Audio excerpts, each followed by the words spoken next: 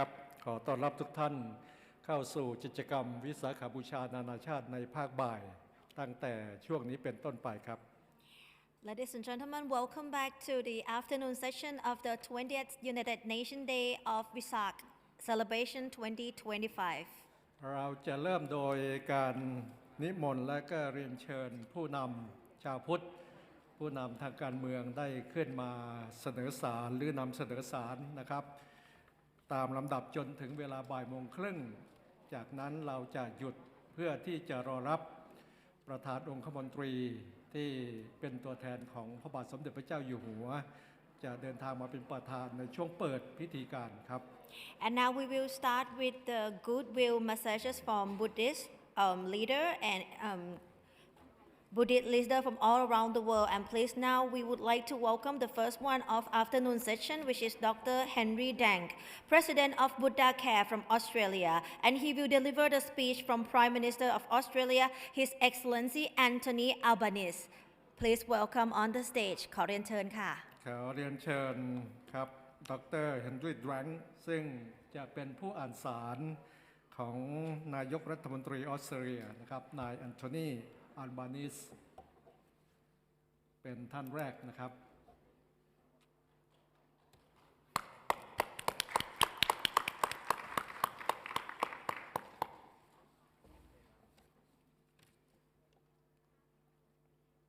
มันตกไปมันต้อง Buddhist and political something หนูเลยอ่านสะดุดเลย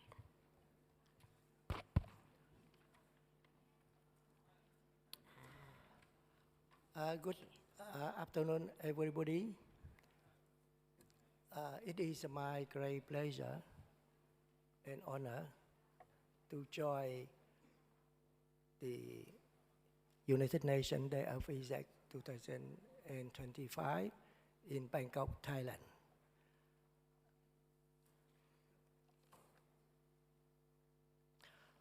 On behalf of the Buddhist community in Australia, I wish to extend our sincere thanks to the International Council for Day of Isaac, the government and people of Thailand, and all Buddhist friends concerned for solemnly celebrating the United Nations Day of Isaac over the past 20 years. This year's celebration also marks 25 years after the United Nations endorsement of the International Vesak Day. That was in December 1999.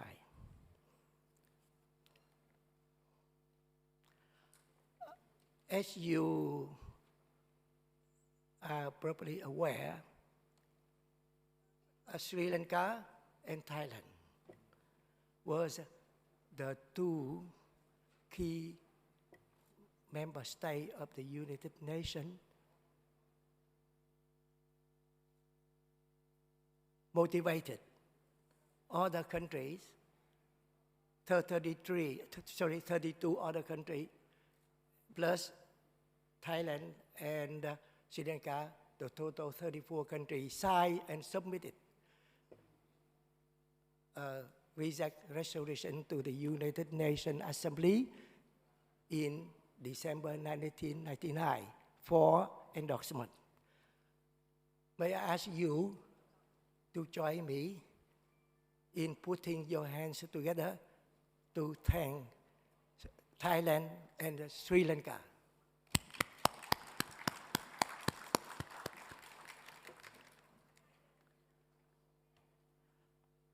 I would like to bring to your attention that Australia is a Western country, but with only less than 3%. The Buddhist population occupy, less than 3% of the population. But both the government and all political parties in Australia strongly support the Vesak since 2007.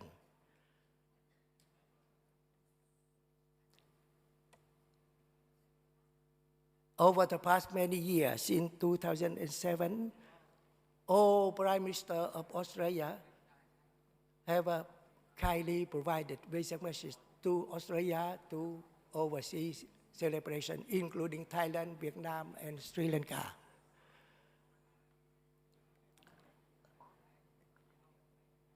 I have to leave the conference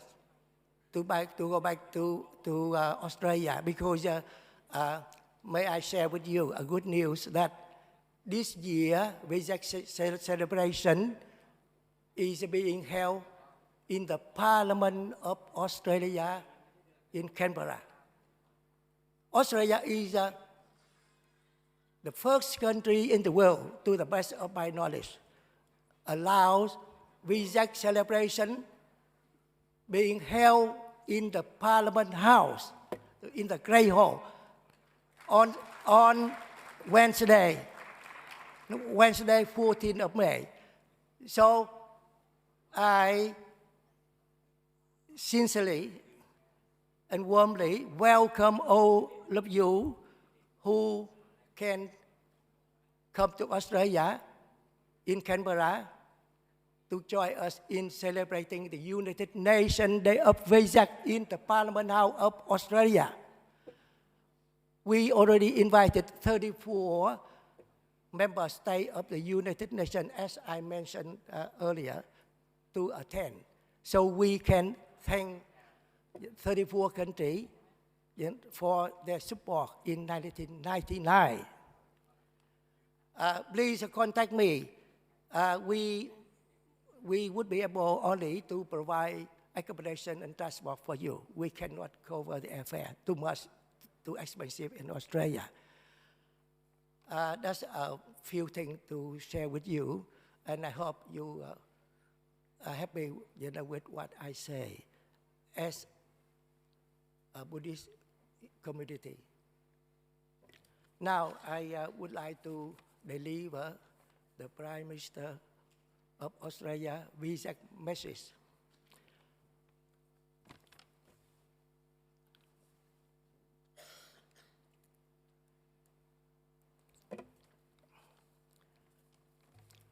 Message from the Prime Minister Vesak. As Buddhists across Australia poised to observe Vesak, I extend my warmest wishes to you on this special occasion. The birth, enlightenment, and passing of the Buddha are crucial moments in the history of your faith and occasions of great spiritual significance. Each year, Vesak is a chance to commemorate these momentous events and return to the essential of your faith. Sharing food and singing hymns, hanging lanterns, and visiting the temple, these are the traditions of Vesak that bring Buddhists together in honor of shared history and ideals. We are a great and diverse nation, strengthened by the contributions of all our people. I thank the Buddhist community for the enriching influence your values and insights are on our social fabric. To everyone gathering this Vesak, I wish you a joyous and uplifting commemoration. The Honorable Anthony Albanese, MP, Prime Minister of Australia. Thank you very much for your time and your attention. Thank you so much, Dr. Dang, and have a safe flight back home in Australia. And next, we will welcoming on the stage Mr. Ricardo Guerrero de Danes, President of Association Hispana de Budismo, Spain. ขอกราบเรียนเชิญบนเวทีค่ะ Please welcome. ขอกราบเรียนเชิญตัวแทนจากสเปนครับ เป็นท่านต่อไปครับ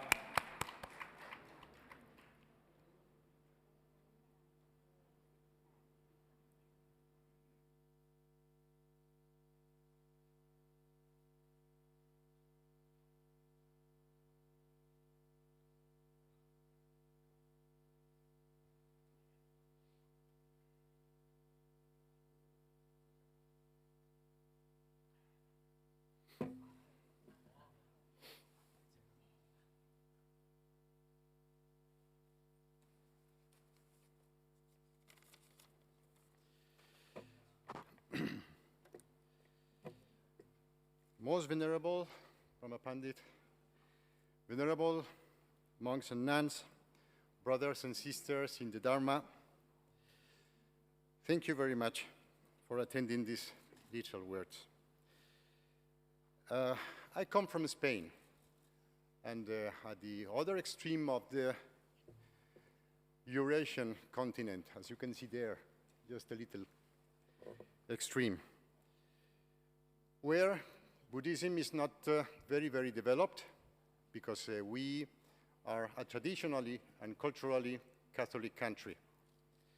So we do our best for spreading the Buddha Dharma.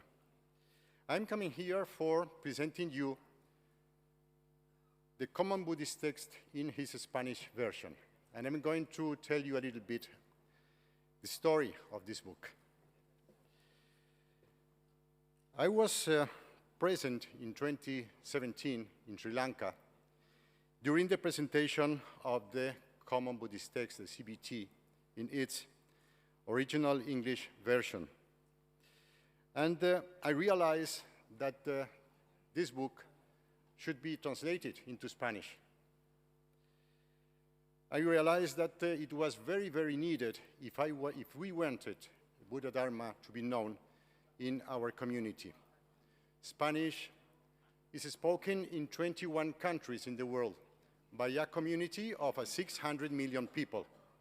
So Spanish is the second communication language in the world. And of course, this importance really deserves this book.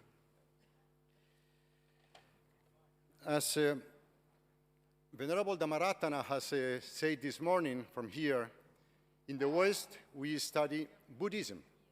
We don't study Theravada Buddhism or Mahayana Buddhism or Vajrayana Buddhism. This is why this book is so important, because it presents Buddhism as a whole. Later,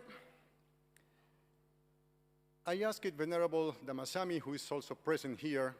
to help me to get the translation rights of this book.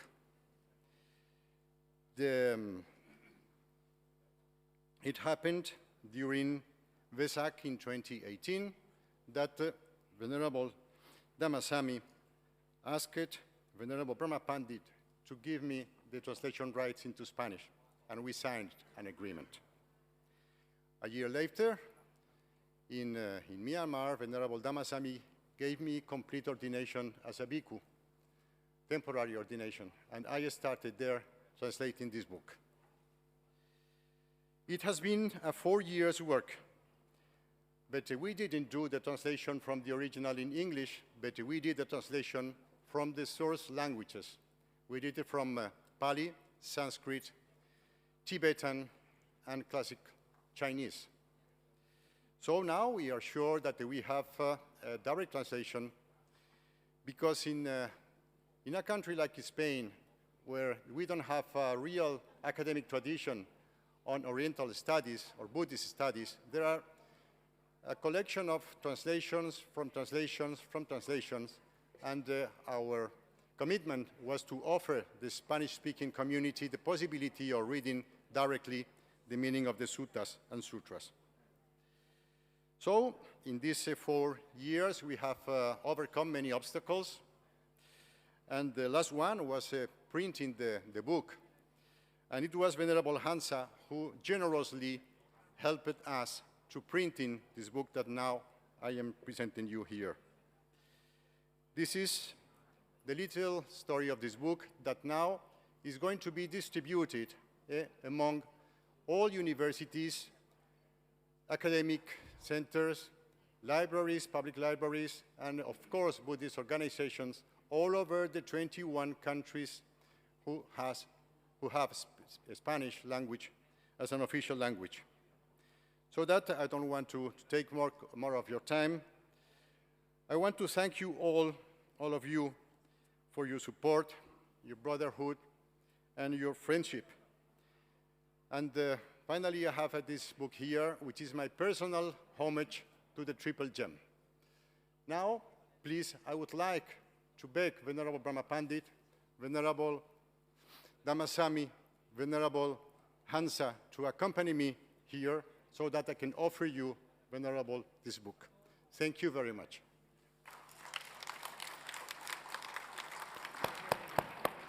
And next we have the most venerable Bhikkhu Praku Thamma Chopana, President of Nepal Bhikkhu Association from Nepal.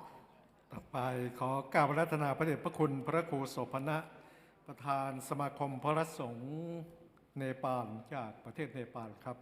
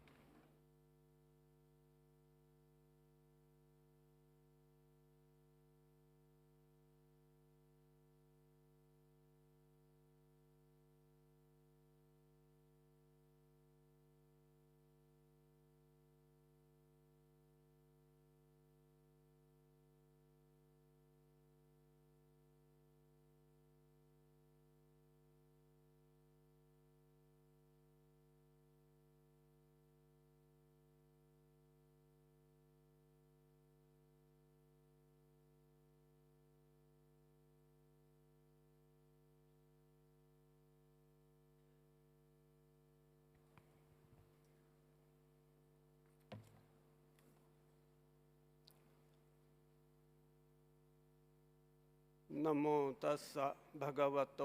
อะระหะโตสัมมาสัมพุทธัสสะนะโมตัสสะภะคะวะโตอะระหะโตสัมมาสัมพุทธัสสะนะโมตัสสะภะคะวะโตอะระหะโตสัมมาสัมพุทธัสสะขอกราบเทรานุเทระเจริญพรญาติโยมและอุปาสกอุปาสิกาทั้งหลายสวัสดีครับขอบคุณมากอันนี้พูดภาษาอังกฤษนะครับ The most respected chairman, most honorable Bhikkhu Mahasangha, the most venerable Bhikkhus and nuns, ladies and gentlemen. First of all, I gave me great pleasure to be able to celebrate with you today. On the occasion of the 20th United Nations Day of Visakha, 2025 here in Bangkok, Thailand. I would like to offer my thanks to the organizer committee for inviting me as a representative of my country, Nepal. As you all know, Nepal is one of the oldest country in the world where Lord Buddha was born. Lord Buddha's message of world peace is more appropriate today than ever before. The ongoing trade war between the West and the East, the war between Ukraine and Russia, and conflict between Israel and Gaza, and recently confrontation between India and Pakistan remind us to the impending danger of World War III. It is your utmost duty today to recall the message of world peace of Lord Buddha and refrain from conflict, confrontation, and warring party to the immediately cease their animosities and confrontations and come to the negotiating table for permanent peace. I hope Lord Buddha's teaching will work and peace will prevail. We have 3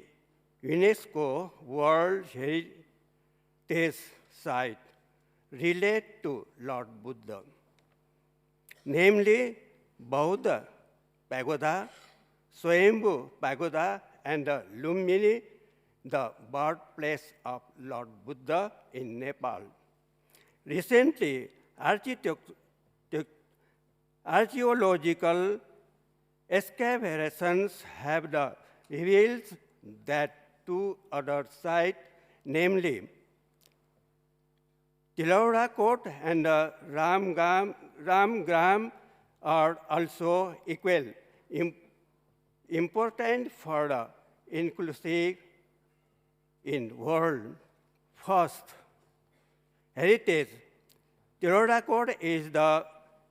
sacred place where Prince Siddhartha spent his life first 29 years of the princely life, and the Ramagam Stupa harbors and only unadulterated remains of the Lord Buddha in the world. So I request you all to support our effort to include these 2 additional sites of Nepal in the World Heritage under UNESCO. On behalf of all Nepalese Bhikkhu Association and myself, I would like to thank you and especially the organizer committee for giving me opportunity to participate and to share few words with you here on this auspicious occasion, and hope for its grand success. Happy Vaisakha Day, all of you. Please welcome to all of you to birthplace of Lumbini of Nepal. Bhavatu Sabha Mangalam. May all living beings be happy and peaceful. Thank you very much. Thank you. And next, I would like to welcome on the stage Dr. Supriya Vijay Rai, former Director and Dean, KJ Somaya Institute of Dharma Studies from Mumbai, India. Please welcome. ขอเรียนเชิญค่ะ ขอเรียนเชิญท่านดร.สุปริยาวิเจรายอดีตผู้อำนวยการคณบดีสถาบัน KK สมัยะธรรมศึกษาจากมุมไบประเทศอินเดียครับ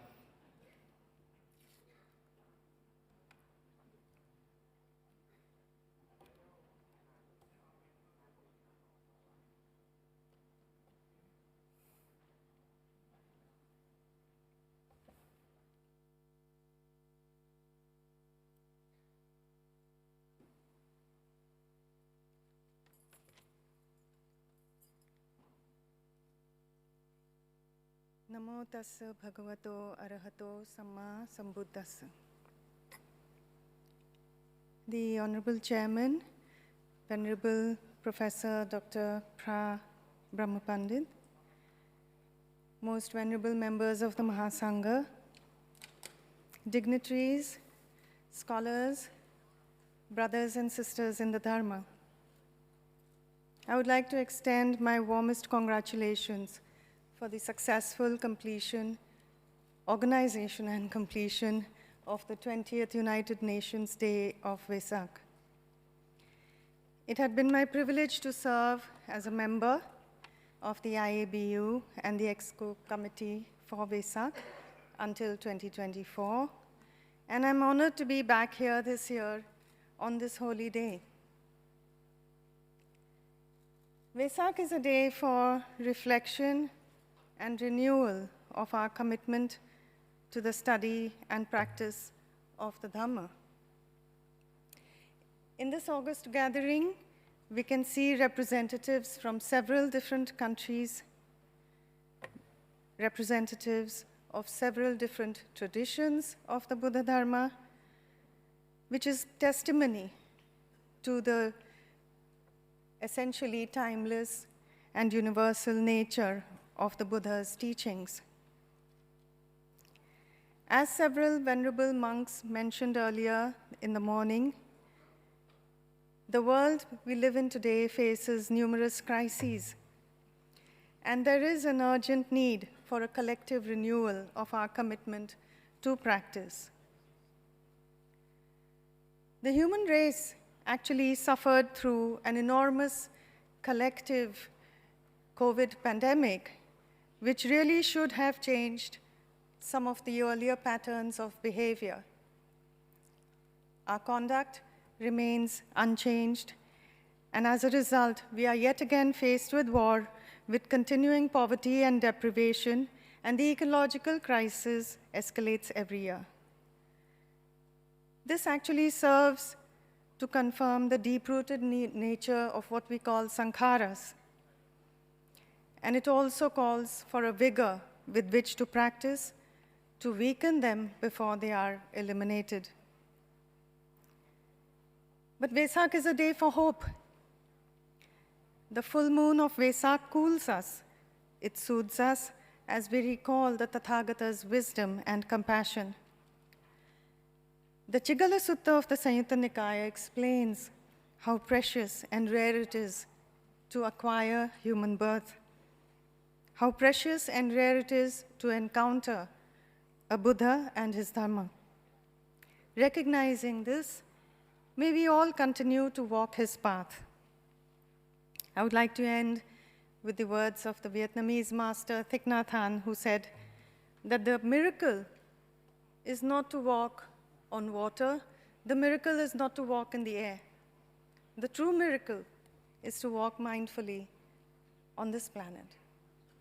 Bhavatu Sabba Mangalam. Thank you.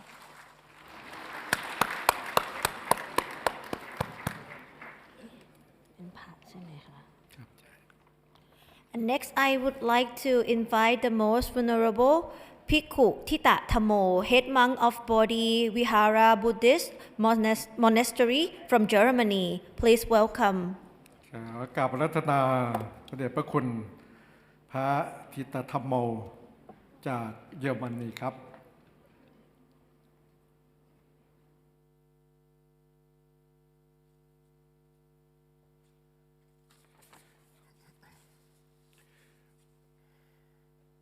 Most Venerable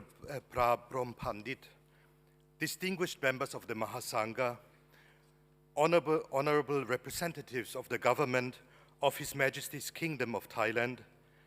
esteemed delegates from the many countries of this world, honored guests to this United Nations Day of Vesak, celebrating the Buddha's vision and values. Please let me, a simple monastic delegate from Germany, greet you all as very dear friends and co-advocates for peace and justice. Now, as we unite today under the theme of harmony and inclusivity for human dignity, we want to draw on the Buddhist insights to foster world peace and sustainable development. In a world yearning for peace, welfare, knowledge, and meaning, the Buddha's teachings inspire us to contribute each in our distinct way to create a future where every individual's dignity shines forth brightly. A central text of our Buddhist classic scriptures from the middle-length sayings, the Satipatthana Sutta, teaches us that the mindfulness of body, feelings, and mind is an essential path to the liberation of mankind. This path starts first and foremost with the gradually increasing investigation of the human condition by the mindful observer. Starting from one's very own simple acts like walking, breathing, or brushing one's teeth,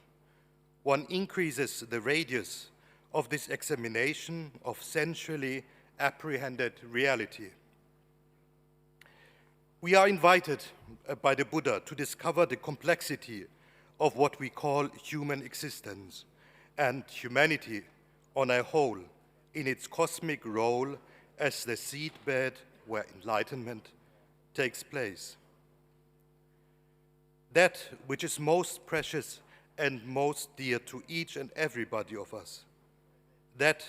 which we see initiated with birth and only seemingly terminated with death, that what we believe to be a repetitive process since eons unknown, beckons us to unveil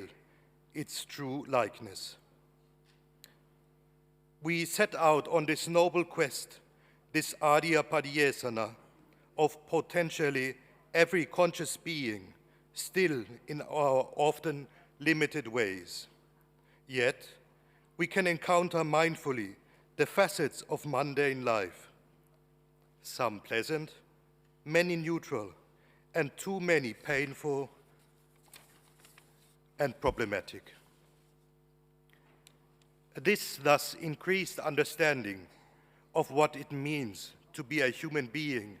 naturally leads to sympathy and goodwill towards others and the willingness to embrace our shared humanity. We awaken to the need to aid each other to overcome individual challenges as well as common hardships. Moreover, cultivating mindfulness, not only in theory, but also in meditative practice, such as the mindfulness of breathing, we nurture inner peace that then naturally radiates outwards. We grow in compassion and become able to bridge seemingly insurmountable differences by returning to the very basics of the human experience. The meditating eye discovers that it can mirror itself in others. Likewise, others appear equally valid and precious to oneself. In this way, borders drawn by ego exclusivity is lifted and transcended into an unconditional acceptance of that what we once called the foreign and the other. The realization of anatta, selflessness, takes place. In this way, the Buddha's instructions give rise to a joyful and optimistic call to live with awareness, thereby instilling the sense in us that every individual ought to be appreciated in a specific sense and included on the human journey up to its ultimate destination, the highest imaginable and perfect attainment of happiness in a state of unity and inclusivity, nirvana. Still, as much as mindfulness might lead to an appreciation of group and unity, it does not forget nor neglect individuality. It was Prince Siddhartha who went forth against all the many expectations of his family on his noble quest for finding meaning on the very day of Vesak, his day of Pabaja, which we commemorate today next to his birth, enlightenment, and passing away. Thus, mindfulness of the body as a foundation for liberation affirms each person's sovereignty over their physical self. This underscores the sanctity of individuality and the unique right of every individual to make choices about their health and destiny. Bodily autonomy, concludingly, is a fundamental Buddhist value that must be upheld. Forcing, for example, medical interventions on people on the basis of an anticipated greater good violates this principle rooted in the Buddha's recognition of every person's inherent dignity and his commitment to non-violence. Thank you. ขอกราบขอบพระคุณพระเดชพระคุณพระอาจารย์ธิตธรรมโมเจ้าวาดวัดโพธิพุทธวิหารจากประเทศเยอรมนีเป็นอย่างสูงครับครับลำดับต่อไปประมาณ15นาทีเราจะ รอพิธีเปิดอย่างเป็นทางการซึ่งตามกำหนดการเวลา 14 นาฬิกาตรงพระบาทสมเด็จพระเจ้าอยู่หัวทรงพระมหากรุณาโปรดเกล้าโปรดกระหม่อมให้พลเอกสุรยุทธจุรานนท์ประธานองคมนตรีเดินทางมาเป็นประธานในพิธีเปิดงานเฉลิมฉลองวิสาขบูชาวันสำคัญสากลของโลกครั้งที่ 20 ปี 2568 ณ ศูนย์ประชุมสหประชาชาติแห่งนี้ในวันนี้ครับ And now we will take a short break to get ready for the opening ceremony of the 20th United Nations Day of Vesak celebration 2025, which we will welcome as General Surayut Julanon, President of the Privy Council, to present. So please stay tuned. เดี๋ยวกลับมาค่ะ ขอให้ทุกท่านนะครับนั่งประจำที่จนกว่าพิธีเปิดอย่างเป็นทางการจะสิ้นสุดนะครับขอบคุณมากครับ Thank you.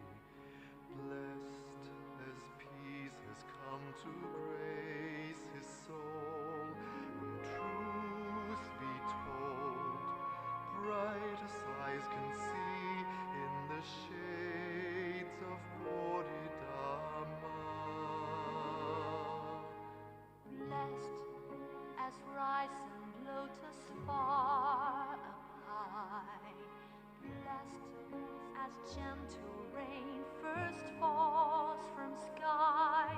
No sorrow, no fear, no blinds, no tears. In the magic of the light. Just as a gift to everyone. A simple love and simple heart. Where darkness fails,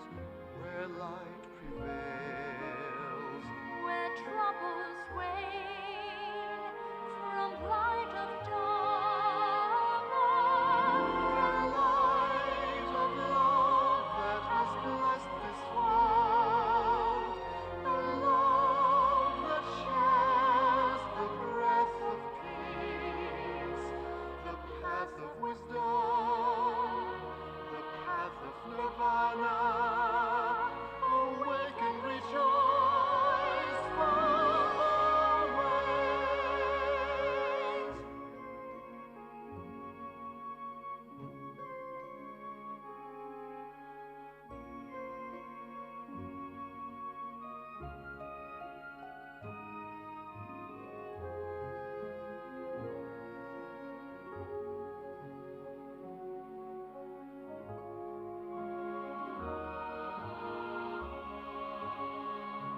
just as a gift to everyone. A simple love and simple heart. Where darkness fails,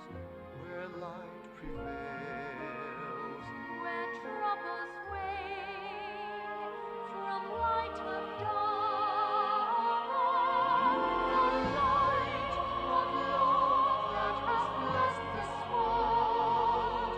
The love that shares the breath of peace. The path of wisdom. The path of nirvana. Awake and rejoice always.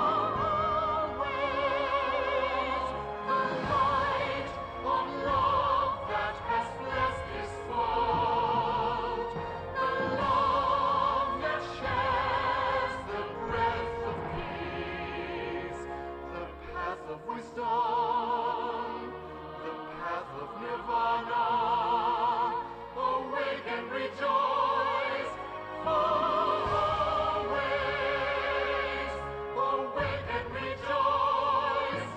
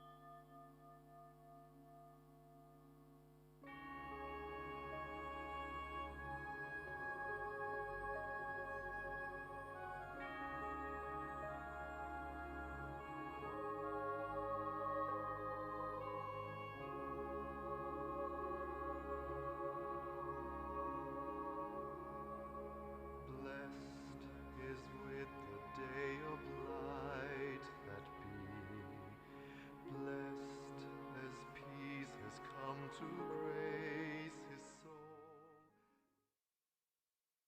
A simple love and simple heart. Where darkness fails, where light prevails. Where troubles wane from light of dawn. Falls from sky, no sorrow, no fear,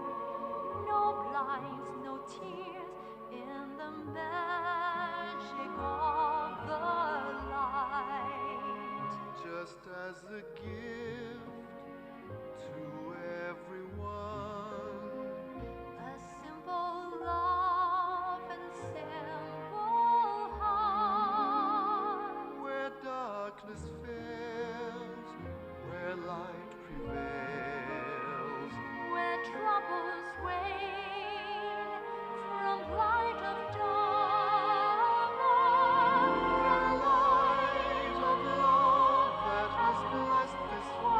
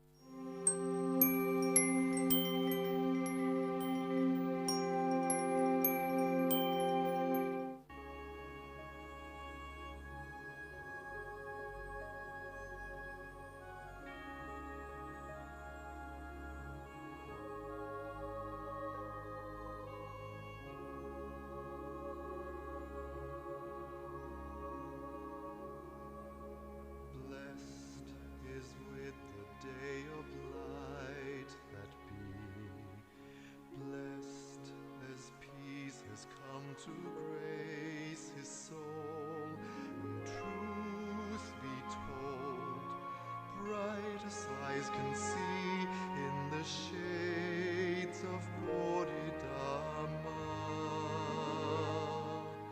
Blessed as rising lotus far up high,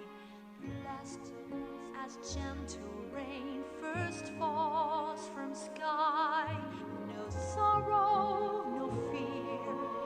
no blinds, no tears in the magic of the light. Just as a gift to everyone, A simple love and simple heart. where darkness fails, where light prevails, Where troubles wane from light of Dharma.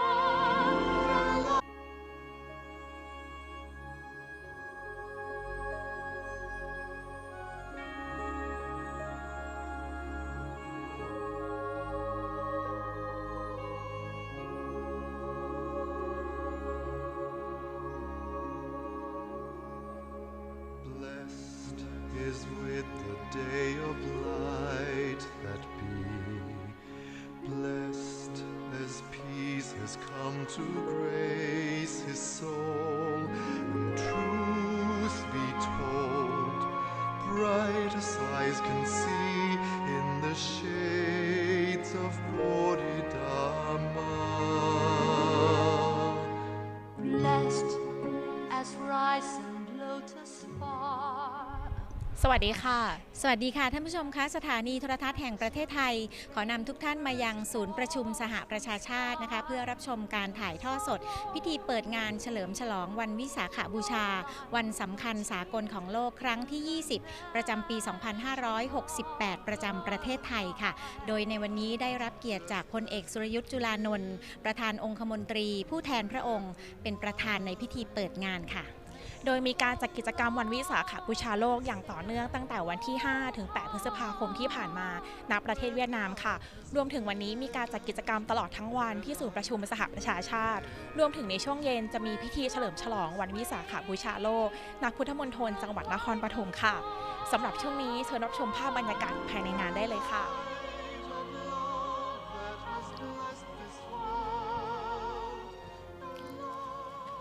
นำท่านผู้ชมมายังบรรยากาศภายในห้องประชุมที่ศูนย์ประชุมสหประชาชาตินะคะเนื่องในพิธีเปิดงานเฉลิมฉลองวันวิสาขบูชาวันสำคัญสากลของโลกประจำปี 2568 ปีนี้เป็นการจัดงานครั้งที่ 20 แล้วนะคะซึ่งมีชาวพุทธทั่วโลกมาร่วมประชุมณที่นี้ 1,000 รูปคนนะคะมีกิจกรรมตั้งแต่ช่วงเช้าที่ผ่านมาที่ศูนย์ประชุมแห่งนี้แล้วก็ในช่วงเย็นก็จะมีการไปเฉลิมฉลองต่อที่พุทธมณฑลอำเภอศาลายาจังหวัดนครปฐมด้วยค่ะสำหรับวันวิสาขบูชาประจำปี 2568 นี้นะคะตรงกับวันที่ 11 พฤษภาคมเป็นวันสำคัญทางพระพุทธศาสนาแล้วก็เป็นวันหยุดราชการของไทยด้วยซึ่งความสำคัญของวันวิสาขบูชาคือเป็นวันประสูติตรัสรู้และเสด็จดับขันธปรินิพพานขององค์สมเด็จพระสัมมาสัมพุทธเจ้าค่ะโดยในวันนี้เป็นอีกหนึ่งวันหยุดที่ให้พุทธศาสนิกชนน้อมรำลึกถึงพระพุทธเจ้าพระธรรมเจ้าและพระสังฆเจ้านะคะได้เดินทางไปทำบุญฟังธรรมเพื่อสร้างบุญกุศลแต่ถ้าเกิดว่าใครไม่สะดวกนะคะก็สามารถทำบุญออนไลน์สวดมนต์หรือว่ารักษาศีลเจริญภาวนาที่บ้านได้ก็จะเป็นการสะสมบุญบารมีเช่นกันค่ะสำหรับความหมายของวันวิสาขบูชานะคะย่อมาจากคำว่าวิสาขปุรณมีบูชาแปลว่าการบูชาในวันเพ็ญเดือนวิสาขะดังนั้นวิสาขบูชาจึงหมายถึงการบูชาในวันเพ็ญเดือน6ค่ะวันวิสาขบูชาตรงกับวันเพ็ญเดือนวิสาขะหรือตรงกับวันขึ้น15ค่ำเดือน6ของทุกปีตามปฏิทินจันทรคติของไทยซึ่งมักจะตรงกับเดือนพฤษภาคมหรือมิถุนายนค่ะ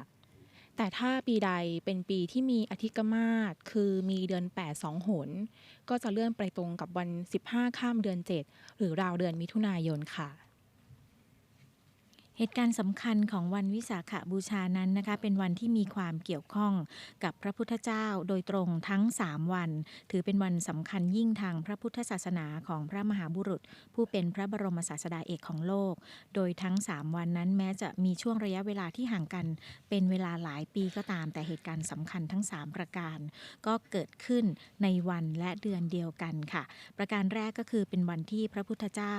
ประสูตินะคะเมื่อพระพุทธเจ้าประสูติเป็นเจ้าชายสิทธัตถะโอรสของพระเจ้าสุโธทนะและพระนางสิริมหามายาแห่งกรุงกบิลพัสต์โดยประสูติที่ป่าลุมพินีวันณเขตแดนรอยต่อระหว่างกรุงกบิลพัสต์ของฝ่ายพระราชบิดากับกรุงเทวทหะของฝ่ายพระราชมารดาค่ะประการที่2นั้นเป็นวันที่พระพุทธเจ้าตรัสรู้อนุตตรสัมโพธิญาณ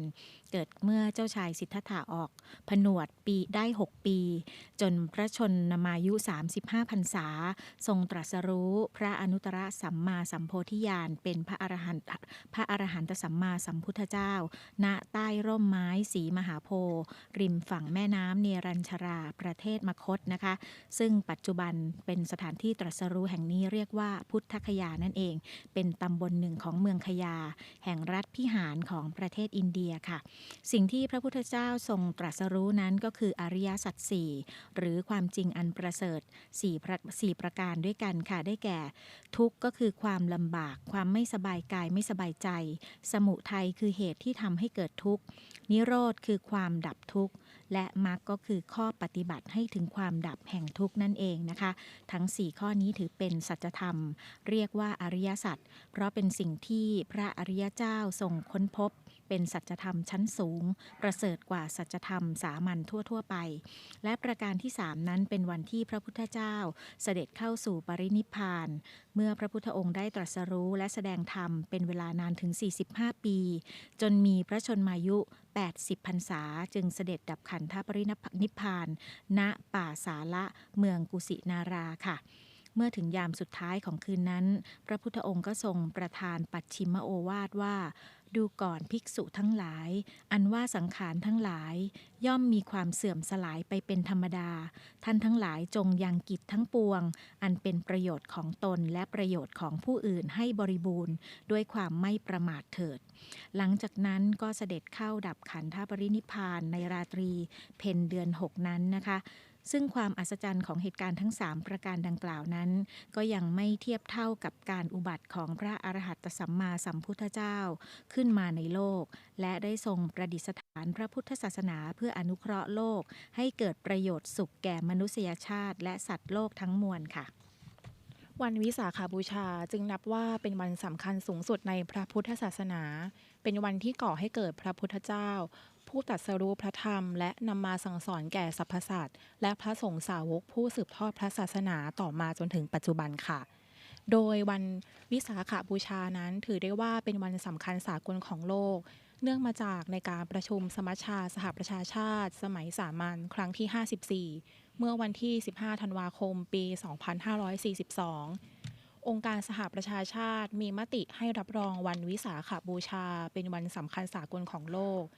และกำหนดให้มีการจัดกิจกรรมในวันดังกล่าวณสำนักงานใหญ่และสำนักงานสาขาของทุกปีอย่างกิจกรรมวันนี้ก็เช่นเดียวกันนะคะในการพิจารณาครั้งนั้นประธานสมัชชาได้เชิญผู้แทนศรีลังกาขึ้นกล่าวนำเสนอร่างข้อมติและเชิญผู้แทนชาวไทยสิงคโปร์บังคลาเทศภูฏานสเปนพม่าเนปาลปากีสถานอินเดียขึ้นกล่าวถ้อยแถลงสรุปความว่าวันวิสาขบูชาเป็นวันสำคัญของพุทธศาสนิกชนทั่วโลกเพราะเป็นวันที่พระพุทธเจ้าประสูติทรงตรัสรู้เสด็จดับขันธปรินิพพานพระพุทธเจ้าทรงสั่งสอนให้มวลมนุษย์มีเมตตาธรรมและขันติธรรมต่อเพื่อนมนุษย์ด้วยกันเพื่อให้เกิดสันติสุขในสังคมอันเป็นแนวทางของสหประชาชาติซึ่งขอให้ที่ประชุมรับรองข้อมตินี้ซึ่งเท่ากับเป็นการรับรองความสำคัญของพุทธศาสนาในองค์การสหประชาชาติโดยถือว่าวันดังกล่าวเป็นที่สำนักงานใหญ่องค์การสหประชาชาติและที่ทำการสมัชชาจะจัดให้มีการระลึกถึงตามความเหมาะสมค่ะในลำดับนี้นะคะพลเอกสุรยุทธจุลานนท์ประธานองคมนตรีผู้แทนพระองค์ได้เดินทางมายังห้องประชุมณศูนย์ประชุมสหประชาชาติค่ะ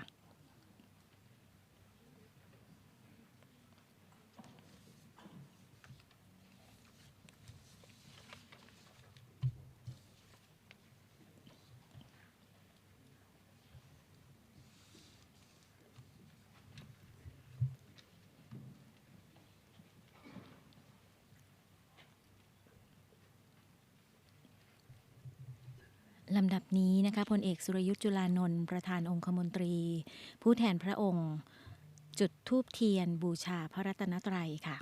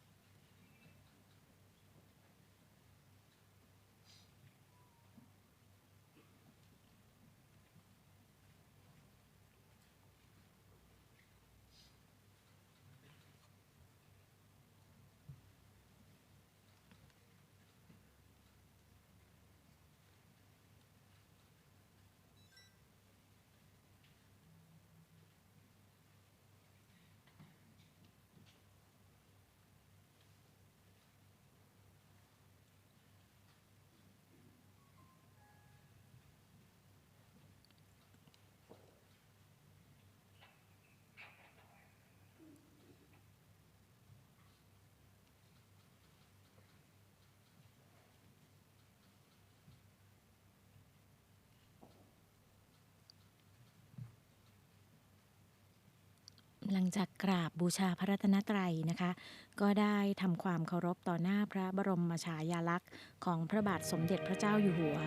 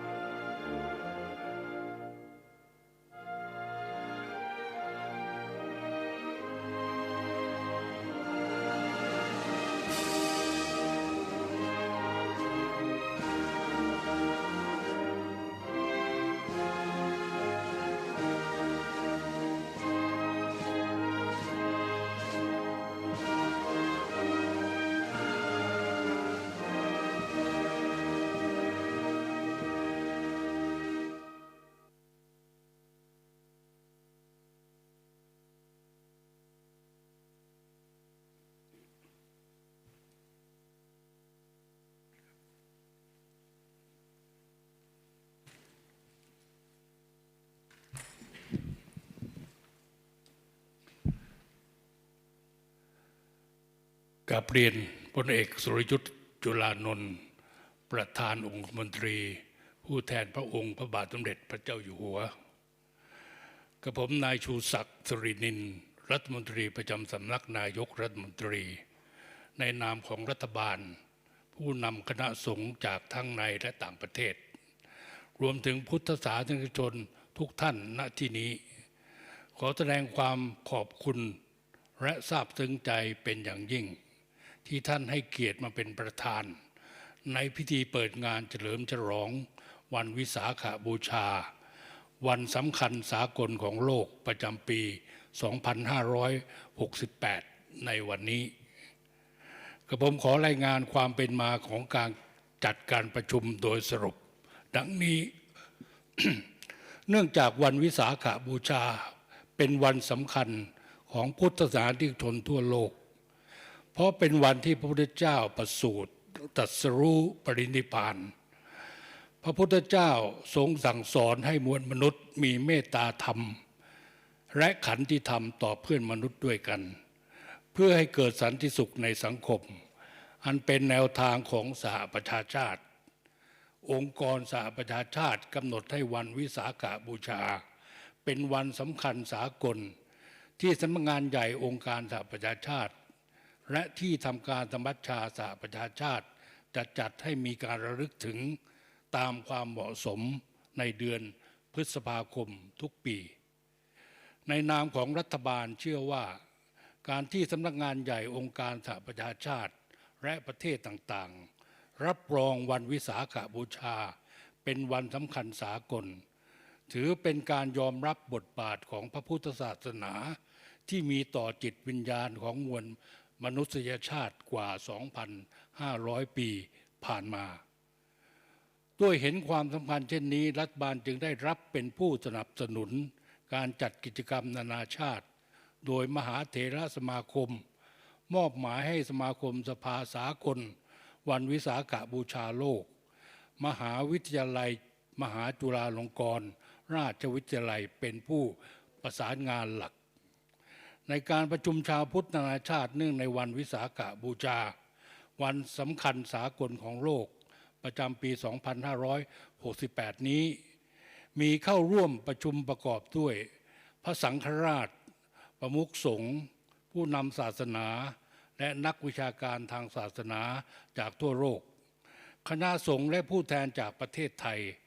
และพุทธศาสนิกชนทั่วไปรวมทั้งสิ้นจำนวน 1,000 รูปคนโดยมีวัตถุประสงค์เพื่อร่วมประกาศคุณูปการของพระพุทธศาสนาทั่วไปของพระพุทธศาสนาที่มีต่อการพัฒนามรดกทางปัญญาที่สำคัญของโลกและแสดงความสามัคคีเป็นน้ำหนึ่งใจเดียวกันของชาวพุทธตั้งแต่ระดับประเทศจนถึงระดับนานาชาติตามนโยบายของรัฐบาลและถ่ายทอดศิลปวัฒนธรรมทางพระพุทธศาสนาของชาติไทยสู่นานาอารยชนทั่วโลกในวันที่ 10 พฤษภาคม 2568 ณ ศูนย์ประชุมสหประชาชาติถนนราชดำเนินนอกกรุงเทพมหานครและพุทธมณฑลจังหวัดนครปฐมบัดนี้ได้เวลาอันเป็นอุดมมงคลแล้วข้าพเจ้าขอเรียนเชิญท่านพลเอกสุรยุทธ์จุลานนท์ประธานองคมนตรีในฐานะผู้แทนพระองค์พระบาทสมเด็จพระเจ้าอยู่หัวให้เกียรติเป็นประธานในพิธีเปิดงานเฉลิมฉลองวันวิสาขบูชาวันสำคัญสากลของโลกประจำปี 2568 พร้อมทั้งถวายของที่ระลึกแด่สมเด็จพระสังฆราชและประมุขสงฆ์ต่อไปครับ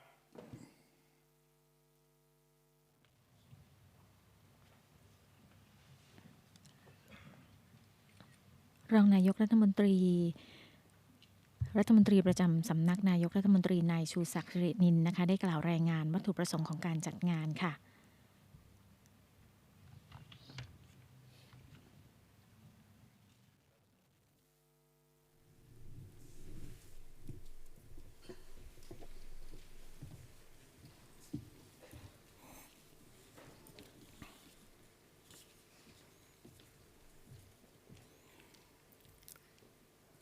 พระบาทสมเด็จพระเจ้าอยู่หัวทรงพระกรุณาโปรดเกล้าโปรดกระหม่อมให้ข้าพเจ้ามาปฏิบัติพระราชกรณียกิจแทนพระองค์ในพิธีเฉลิมฉลองวันวิสาขบูชาวันสำคัญสากลของโลกประจำปี 2568 ในวันนี้พระพุทธศาสนานั้นเป็นหนึ่งในภูมิปัญญาของโลกที่สมเด็จพระสัมมาสัมพุทธเจ้าทรงค้นพบและประกาศไว้เป็นหลักในการประพฤติปฏิบัติ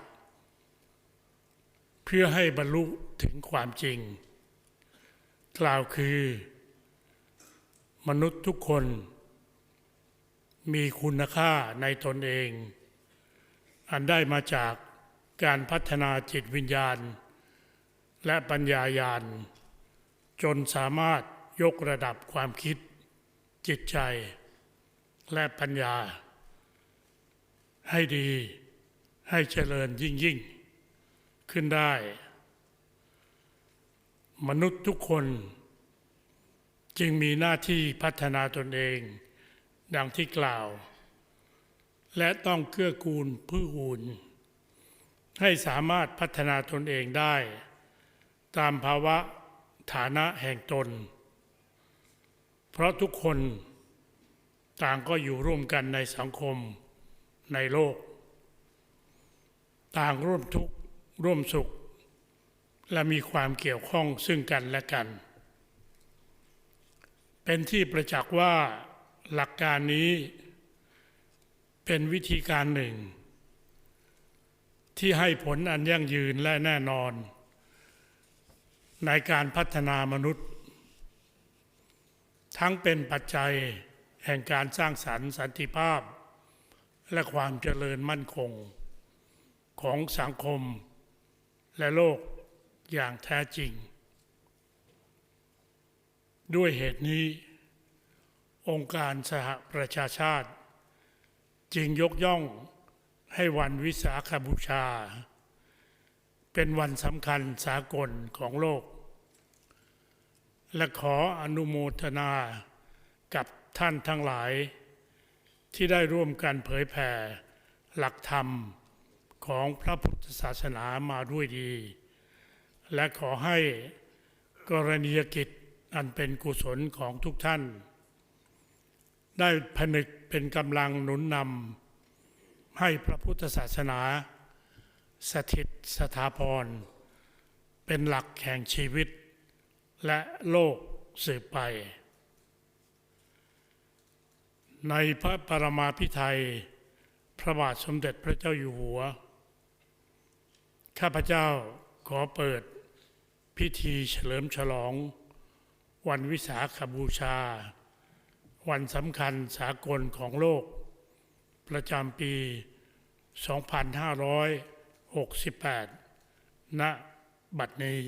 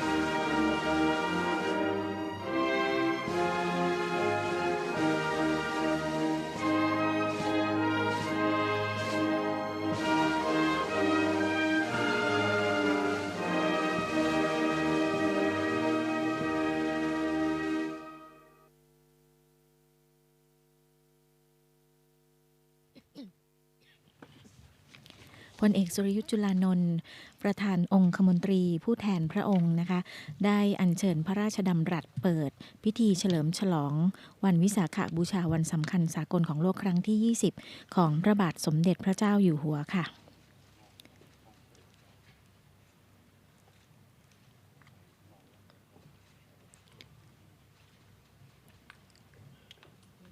และก็ได้รับมอบนะคะของจากพระพรหมบัณฑิตนะคะ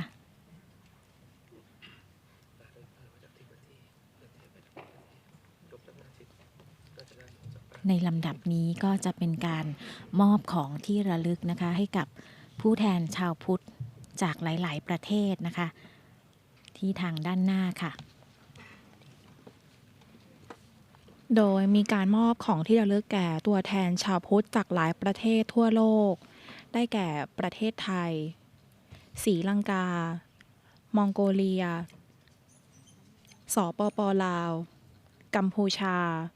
เวียดนามเมียนมาญี่ปุ่นภูฏานฝรั่งเศสสหรัฐและเยอรมันค่ะบางประเทศนะคะก็จะมีผู้แทนจากหลายภาคส่วนมารับเป็นตัวแทนรับมอบนะคะซึ่งสิ่งที่ของที่ระลึกที่ได้มอบให้กับตัวแทนชาวพุทธทั่วโลกในงานครั้งนี้ก็คือหนังสือที่ระลึกนะคะงานวิสาขบูชาวันสำคัญสากลของโลกค่ะแล้วก็พระพุทธรูปหลวงพ่อวัดไร่ขิงค่ะ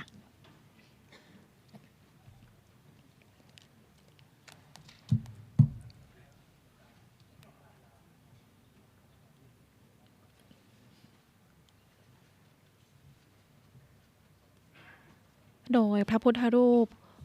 หลวงพ่อวัดไร่ขิงนะคะเป็นพระพุทธรูปปางมาลาวิชัยที่ชาวไทยนับถือและเป็นสิ่งศักดิ์สิทธิ์ประจำจังหวัดนครปฐมค่ะซึ่งองค์หลวงพ่อวัดไร่ขิงนะคะเป็นพระพุทธรูปปางมารวิชัยมีขนาดหน้าตักกว้าง4ศอก2นิ้วสูง4ศอก16นิ้วอันนี้คือองค์จริงที่วัดไร่ขิงนะคะนี่เป็นองค์จำลองที่นำมาเป็นมอบให้เป็นของที่ระลึกค่ะองค์จริงนั้นประดิษฐานอยู่บนฐานชุกชี5ชั้นนะคะเบื้องหน้าผ้าทิพย์ปูทอดลงมายังองค์หลวงพ่อวัดไร่ขิงซึ่งประดิษฐานเป็นพระประธานอยู่ภายในพระอุโบสถวัดไร่ขิงแล้วก็หันพระพักตร์ไปทางทิศเหนือนะคะหรือว่าทิศอุดรค่ะซึ่งหน้าวัดนั้นเป็นแม่น้ำนครชัยศรีหรือว่าแม่น้ำท่าจีนจากหนังสือประวัติของวัดไร่ขิงนะคะก็บอกว่าสมเด็จพระพุทธาจารย์พุกได้อัญเชิญมาจากวัดศาลาปูนโดยนำล่องมาทางน้ำด้วยการทำแพไม้ไผ่หรือว่าที่เรียกกันว่าแพลูกบวบรองรับองค์พระปฏิมากรค่ะเป็นประวัติที่มาของพระพุทธรูปศักดิ์สิทธิ์นะคะหลวงพ่อวัดไร่ขิงซึ่งองค์จริงนั้นประดิษฐานอยู่ที่พระอุโบสถวัดไร่ขิงจังหวัดนครปฐมค่ะวันนี้มีชาวพุทธ1,000 รูปคนนะคะจากทั่วโลกที่มาจากหลากหลายประเทศนะคะเข้าร่วมประชุมอย่างสำคัญในวันวิสาขบูชาวันสำคัญสากลของโลกปีนี้เป็นครั้งที่20แล้วนะคะประจำปี 2568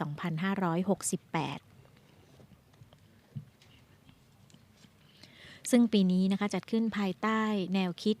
ความสามัคคีและการโอบรับความหลากหลายเพื่อศักดิ์ศรีความเป็นมนุษย์พุทธปัญญาเพื่อสันติภาพโลกและการพัฒนาอย่างยั่งยืนค่ะ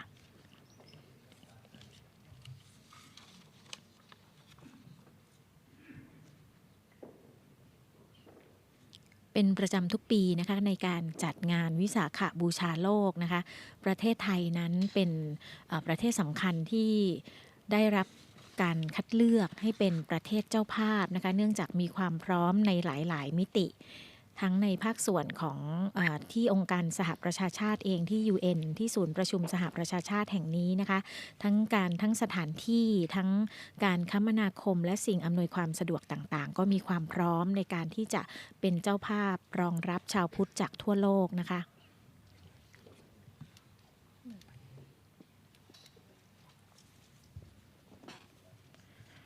โดยก่อนหน้าที่จะมีการจัดงานวันวิสาขบูชาโลกในวันนี้นะคะได้มีกิจกรรมเฉลิมฉลองวันวิสาขบูชาโลกครั้งที่20ที่ได้จัดขึ้นเมื่อวันที่ 5-8 พฤษภาคมที่ผ่านมาณมหาวิทยาลัยพระพุทธศาสนาเวียดนามเมืองโฮจิมินห์ประเทศเวียดนามค่ะโดยการจัดงานที่ประเทศเวียดนามที่ผ่านมานะคะได้จัดให้มีการประชุมวิชาการควบคู่ไปกับงานเฉลิมฉลองโดยมุ่งกระตุ้นให้ชาวพุทธทั่วโลกนำพุทธปัญญามาประยุกต์ใช้ให้สอดคล้องกับสังคมโลกที่กำลังเปลี่ยนแปลงไปโดยเฉพาะการนำสติมาเป็นรากฐานในการศึกษาเพื่อสร้างสังคมสันติสุขอย่างยั่งยืนโดยการจัดงานที่ผ่านมา4 ด้านอันได้แก่การพัฒนาที่ยั่งยืนการแก้ไขปัญหาโลกร้อนการศึกษาและการสร้างสันติภาพค่ะ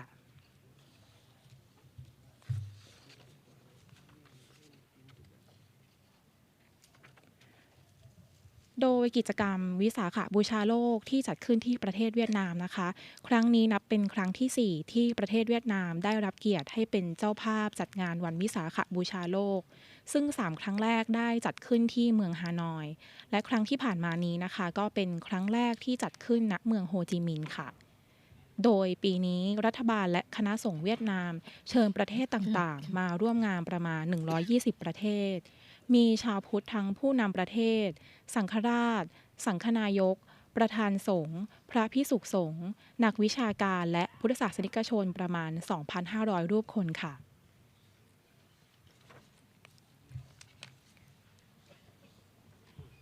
สำหรับการประกอบพิธีในวันวิสาขบูชานะคะการประกอบพิธีนั้นมี3พิธีด้วยกันก็คือพิธีหลวงคือพระราชพิธีสำหรับพระมหากษัตริย์และพระบรมวงศานุวงศ์ที่ประกอบในวันวิสาขบูชานะคะพิธีราชก็คือพิธีของประชาชนทั่วไปแล้วก็พิธีของสงฆ์ก็คือพิธีที่พระสงฆ์ประกอบศาสนกิจค่ะ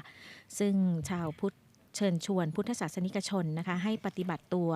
ในวันวิสาขบูชานะคะก็เชิญชวนให้ทำบุญตักบาตรกรวดน้ำอุทิศส่วนกุศลให้ญาติที่ล่วงลับนะคะให้จัดสำรับข้าวหวานทำบุญถวายภัตตาหารที่วัดแล้วก็ปฏิบัติธรรมฟังพระธรรมเทศนาปล่อยนกปล่อยปลาเพื่อสร้างกุศลนะคะแล้วก็ร่วมเวียนเทียนรอบพระอุโบสถในวัดในช่วงค่ำเพื่อรำลึกถึงพระพุทธพระธรรมพระสงฆ์ค่ะ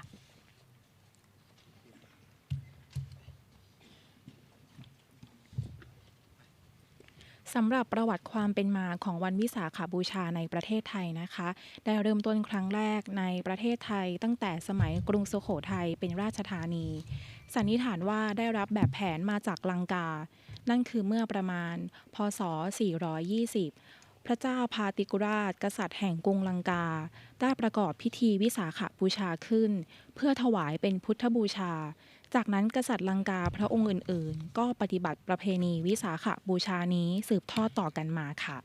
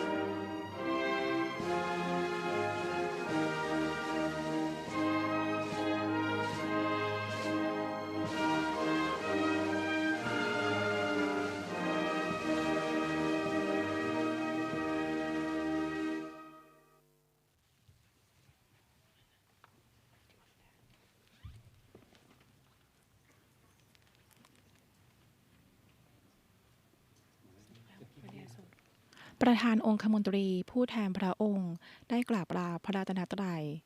และได้เดินทางกลับค่ะ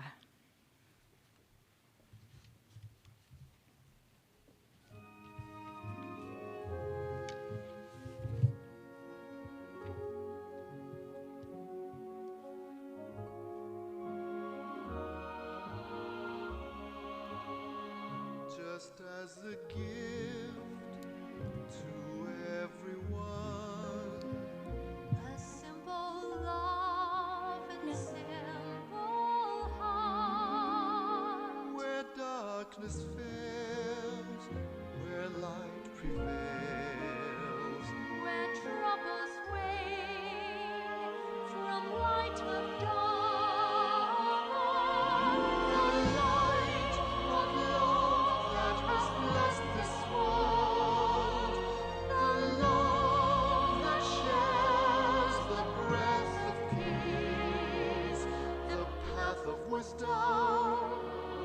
The path of nirvana,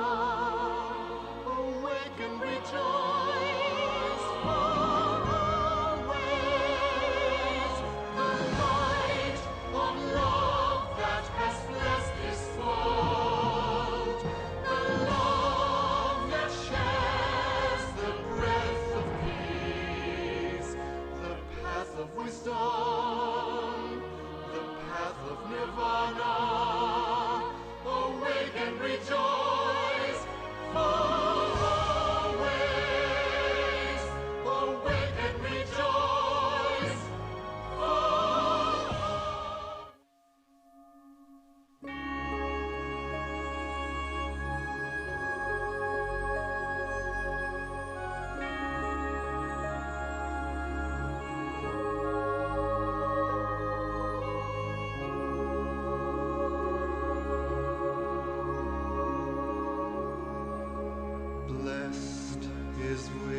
day of light that be. Blessed as peace has come to grace his soul, when truth be told, bright as eyes can see in the shades of Bodhidharma. Blessed as rising lotus far up high, blessed as gentle rain first falls from sky. No sorrow, no fear, no blinds, no tears in the melody of the light. Just as a gift to everyone. ท่านผู้ชมคะอยู่กับท่านพระเมธีวัชรบัณฑิต หันษาธรรมมหาโสนะคะผู้อำนวยการวิทยาลัยพุทธศาสตร์นานาชาตินมัสการเจ้าค่ะวันวิสาขบูชาโลกครั้งที่ 20 นี้นะคะอยากให้เล่าถึงตั้งแต่วันที่ 5 ที่ผ่านมาที่จัดขึ้นที่ประเทศเวียดนามเจ้าค่ะเจริญพรสมาคมวิสาขบูชาโลกโดยหลวงพ่อพระพรหมบัณฑิตเจ้าค่ะกับคณะกรรมการนานาชาติได้เดินทางไปร่วมจัดพิธีเฉลิมพระฉลองวันวิสาขบูชากับรัฐบาลเวียดนามและคณะสงฆ์เวียดนามในครั้งที่ 20ซึ่งปกติแล้วก็เตรียมกันมาร่วมปีแล้วหัวข้อหลักในการจัดงานที่ประเทศเวียดนามก็คือพูดถึงเรื่องของศักดิ์ศรีความเป็นมนุษย์ว่าความสามัคคีจะไปเสริมสร้างการอยู่ร่วมกันการเคารพศักดิ์ศรีของความเป็นมนุษย์ของกันและกันได้ยังไงฉะนั้นงานที่ประเทศเวียดนามจะเห็นว่าปีนี้รัฐบาลเวียดนามลงทุนไป200 กว่าล้านด้วยกันจัดเป็นครั้งที่3ครั้งแรกจัดที่ฮานอยครั้งนี้จัดที่โฮจิมินห์แล้วเป็นช่วง50 ปีของการปลดปล่อยของรัฐบาลเวียดนามเหนือที่มีต่อเวียดนามใต้ด้วยฉะนั้น2งานมาพบกันคนทั้งเวียดนามก็ยิ่งใหญ่เจริญพรเจ้าค่ะคือการจัดที่เวียดนามกับการจัดที่ประเทศไทยในวันวิสาขบูชาโลกนั้นมีความเชื่อมโยงกันยังไงเจ้าค่ะเจริญพรต้องบอกอย่างนี้ก่อนว่าวันวิสาขบูชาวันสำคัญสากลของโลกหรือที่ภาษาอังกฤษเรียกว่า United Nation Day of Vesak เป็นวันที่องค์การสหประชาชาติได้เรียกข้องไนได้ให้การรับรองวันนี้เป็นวันสำคัญสากลของโลก ในปี 2542 แล้วก็หลังจากนั้นมาเนี่ยเวลาโดยเฉพาะว่าเวลามาจัดที่เอเชียเนี่ยทุกครั้งไปจัดประเทศต่างๆ เช่นศรีลังกา1 ครั้งจัดที่เวียดนาม4 ครั้งเราเรียกกันว่าเป็นการจัดพิธีเฉลิมฉลองอย่างไม่เป็นทางการคือการเปิดการเฉลิมฉลองก็ทำได้ปกติแต่ว่าถ้าเป็น Official Celebration เนี่ยต้องที่ประเทศไทยเป็นที่ตั้งของเอเชียเป็นที่ตั้งของ United Nation แห่งเดียวในเอเชียแปซิฟิกฉะนั้นไปจัดที่ไหนก็ตามทีจะต้องมาจบที่นี่ให้ได้เจริญพรก็คือเป็นต้องบอกว่าประเทศไทยเนี่ยมีศักยภาพในหลายๆด้านแล้วก็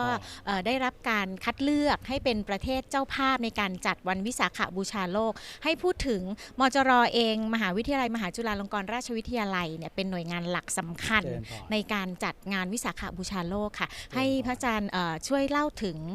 ศักยภาพของประเทศไทยความเหมาะสมเป็นอย่างไรทำไมเราถึงได้รับการคัดเลือกให้เป็นเจ้าภาพในหลายๆครั้งที่ผ่านมาของการจัดงานอันนี้ต้องยอมรับนะว่าหลังจากที่ United Nation ได้ให้การรับรองวันวิสาขบูชาเป็นวันสำคัญสากลของโลกแล้วเนี่ยหลวงพ่อพระพรหมบัณฑิตในขณะนั้นท่านเป็นอธิการบดีก็เลยฟอร์มทีมซึ่งก็จะเป็นคณะกรรมการระดับนานาชาติจากยุโรปอเมริกาออสเตรเลียเอเชียมาจับมือกันมีคณะกรรมการทั้งหมด21 ท่านฟอร์มกันเรียบร้อยเสร็จหลังจากนั้นก็เสนอให้กับ United Nation เราเรียกกันว่า ECOSOC นะเสนอให้ ECOSOC เพื่อให้การรับรองสมาคมสภาสากลวันวิสาขบูชาโลกเป็นที่ปรึกษาพิเศษขององค์การสหประชาชาติมีหลวงพ่อพรหมบัณฑิตเป็นประธานและสำนักงานใหญ่ของสมาคมนี้อยู่ที่มหาจุฬาฉะนั้นด้วยบอดี้ด้วยโครงสร้างแบบนี้ทำไมชาวโลกจึงให้มาที่นี่และที่สำคัญคือในปี 2558 เนี่ย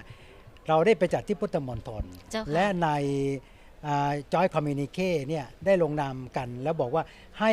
พุทธมณฑลเนี่ยเป็นศูนย์กลางพุทธศาสนาของโลกใช่ก็เลยเป็นที่มาที่ต้องมาจัดที่เมืองไทยบ่อยๆเจริญพรก็คือมจรได้ฟอร์มทีมมาตั้งแต่แรกแล้วก็เป็นทีมประจำที่มีการจัดงานเลยใช่ไหมเจ้าค่ะค่ะอีกนิดนึงโยมอยากให้เล่าว่าปีนี้เนี่ยในโอกาสสำคัญของเวียดนามที่จัดมาเมื่อ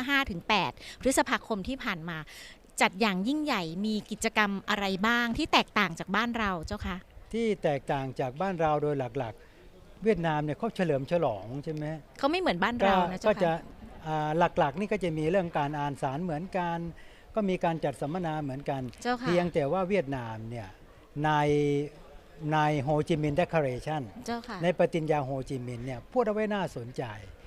เขาบอกว่าเขาจะต้องเป็นศูนย์กลางพุทธศาสนาแห่งหนึ่งของโลกให้ได้เรื่องที่หนึ่งเรื่องการศึกษาเรื่องอะไรฉะนั้นเราจะพบว่าคณะสงฆ์เวียดนามเนี่ยเขามาเมืองไทยบ่อยๆมาพบมหาจุฬาว่าเขามหาจุฬาจัดการศึกษายังไง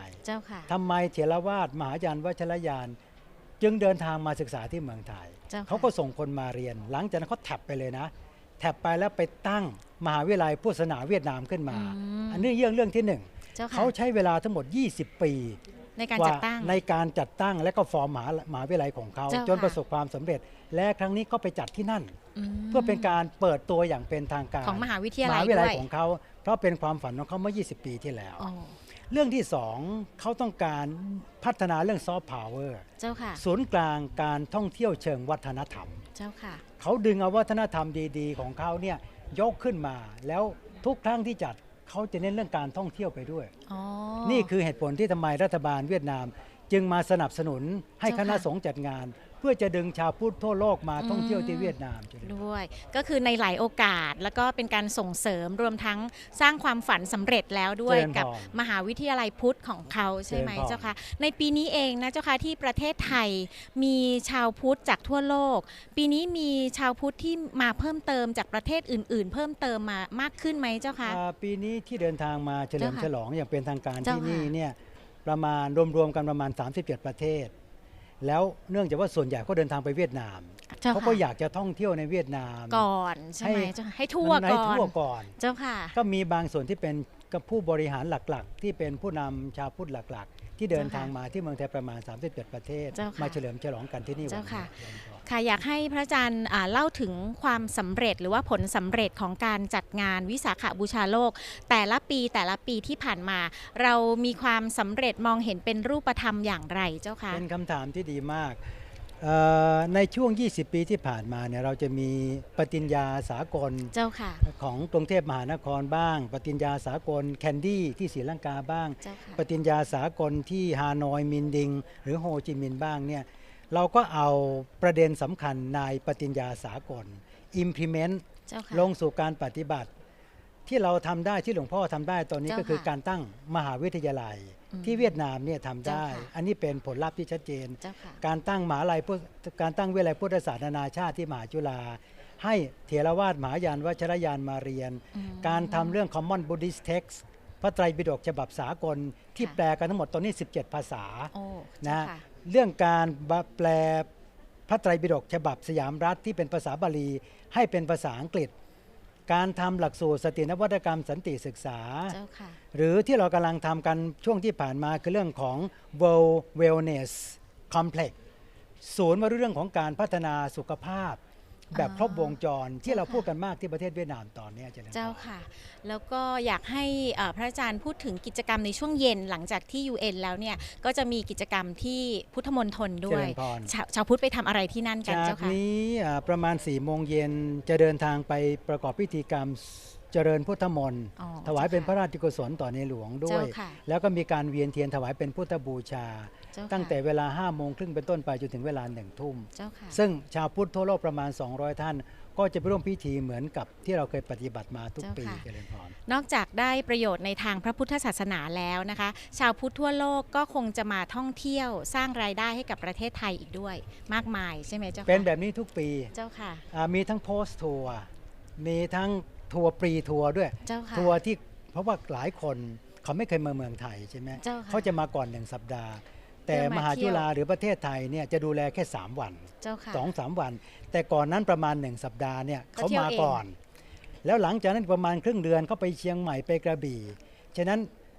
ผลจากการจัดวิสาขบูชาแต่ละปีนำมาซึ่งผลประโยชน์ทางการท่องเที่ยวทางเศรษฐกิจมากมายเจริญพรเจ้าค่ะต้องกราบขอบพระคุณพระอาจารย์เป็นอย่างสูงนะคะที่มาให้ความรู้ในเรื่องราวของการจัดงานสำคัญวันวิสาขบูชาวันสำคัญสากลของโลกนะคะวันนี้มาถึงช่วงท้ายของการถ่ายทอดสดวันนี้แล้วนะคะขอกราบลาพระอาจารย์แล้วก็ลาท่านผู้ชมไปพร้อมกันตรงนี้พร้อมทั้งเราจะมีภาพบรรยากาศการประมวลภาพการจัดงานวิสาขบูชาวันสำคัญสากลของโลกตลอดระยะเวลา20 ปีที่ผ่านมาให้ได้รับชมกันด้วยนะคะเชิญชมค่ะตอนกลางวันนะครับซึ่งท่านแรกที่จะได้ขึ้นเสนอสารก็คือพระเดชพระคุณพระวิมลสาระจาก World Buddhist สังฆะครับ And now I would like to invite the most venerable Dr. Vimalasara Thero, English Secretary General WBSC, on behalf of World Buddhist Sangha Council on the stage. ขอกราบอาราธนาค่ะ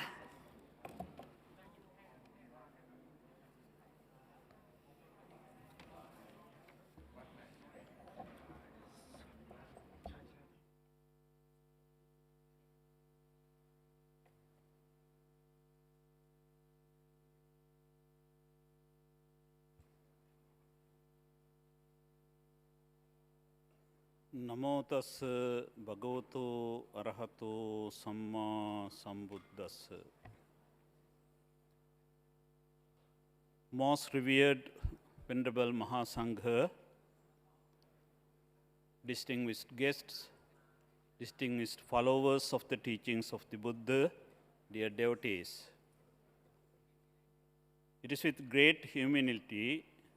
and heartfelt respect that I stand before you today as the Secretary General of the World Buddhist Sangha Council. We gather here in the beautiful land of Thailand to celebrate the 20th United Nations Day of Vesak, a special day that reminds us of the Buddha's timeless teachings. This occasion is a moment for us to reflect on the words of the Buddha and the wisdom that still guides us today. Buddha's teachings of compassion, peace, and understanding are more important than ever in our world. Let us come together with open hearts and minds to renew our commitment to these values and to spreading kindness wherever we go. Today, different schools of Buddhism come together.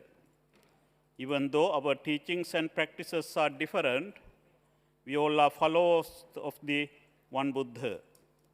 We are like brothers and sisters on this shared spiritual path. Thank you all for being part of this meaningful celebration. This year's the theme, Harmony and Inclusivity for Human Dignity. Buddhist insights for world peace and sustainable development is touches something very close to our hearts.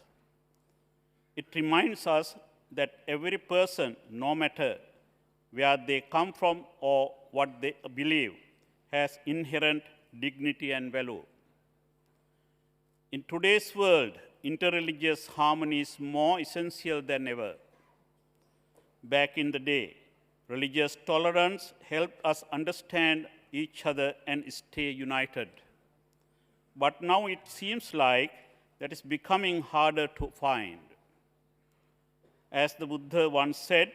respecting each other, beliefs of the practitioners is really the key to creating a peaceful and caring community. There is a call for us all to come together to work towards harmony and inclusion. By leading it, we create a society that is fair, peaceful, and respectful for each and every one of. Let us keep these words in our hearts as we continue our journey towards a better, more compassionate world. Today, as we come together, I want to share some simple thoughts. In these times, when we face many tough challenges, conflicts, inequality, and harm to our environment. The teachings of the Buddha remind us of some very important things: being mindful, acting with kindness and honesty, and doing what is right. These values guide us and give us hope. They help us to work together to build a world that we respect every person and cares for our planet, so future generations can enjoy it too. When we open our hearts to the diversity of our world and remember that we all connected, we help create a space where people can work together, grow together, and find true harmony. Let this gathering be a symbol of unity. When we come together and cooperate with genuine heart, we can accomplish greater things. I hope our shared love for peace and inclusion encourages leaders, communities, and each of us to act with compassion and wisdom. As we celebrate Vesak, the day we honor the birth, enlightenment, and passing of the Buddha, let us renew our promise to create harmony in our families, our communities, and around the world. Remember, every small act of kindness and understanding makes a difference. Each step we take towards compassion helps make the world better. Finally, I want to thank the most venerable Professor Dr. Brahma Pandit, the President, International Council for Day of Vesak, everyone who made this gathering possible, participants, organizers, and supporters. Your efforts are truly appreciated. May the spirit of Vesak inspire us all to keep working for a world where everyone's dignity is respected, peace is everywhere, and sustainable growth is a shared goal. May all beings be happy, free from suffering, and may our collective efforts bring about a brighter, more peaceful future for all. Bhavatu Sabbha Mangalam. Thank you for listening to me.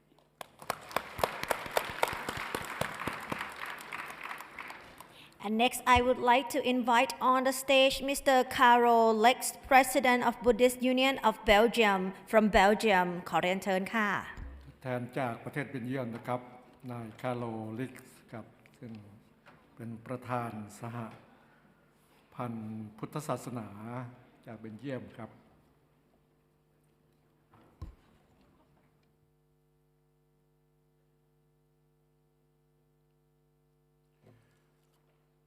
Eminences, venerable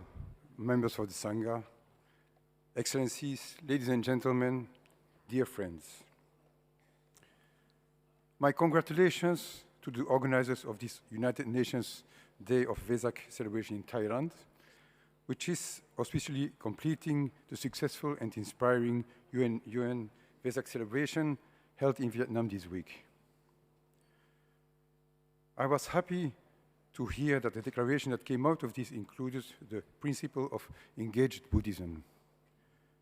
Engaged Buddhism is an essential part of the skillful means and wisdom needed for Buddhism to concretely contribute to the realization of world peace and sustainable development. To reach harmonious solutions for both world peace and sustainable development, to avoid conflict situations or to solve them,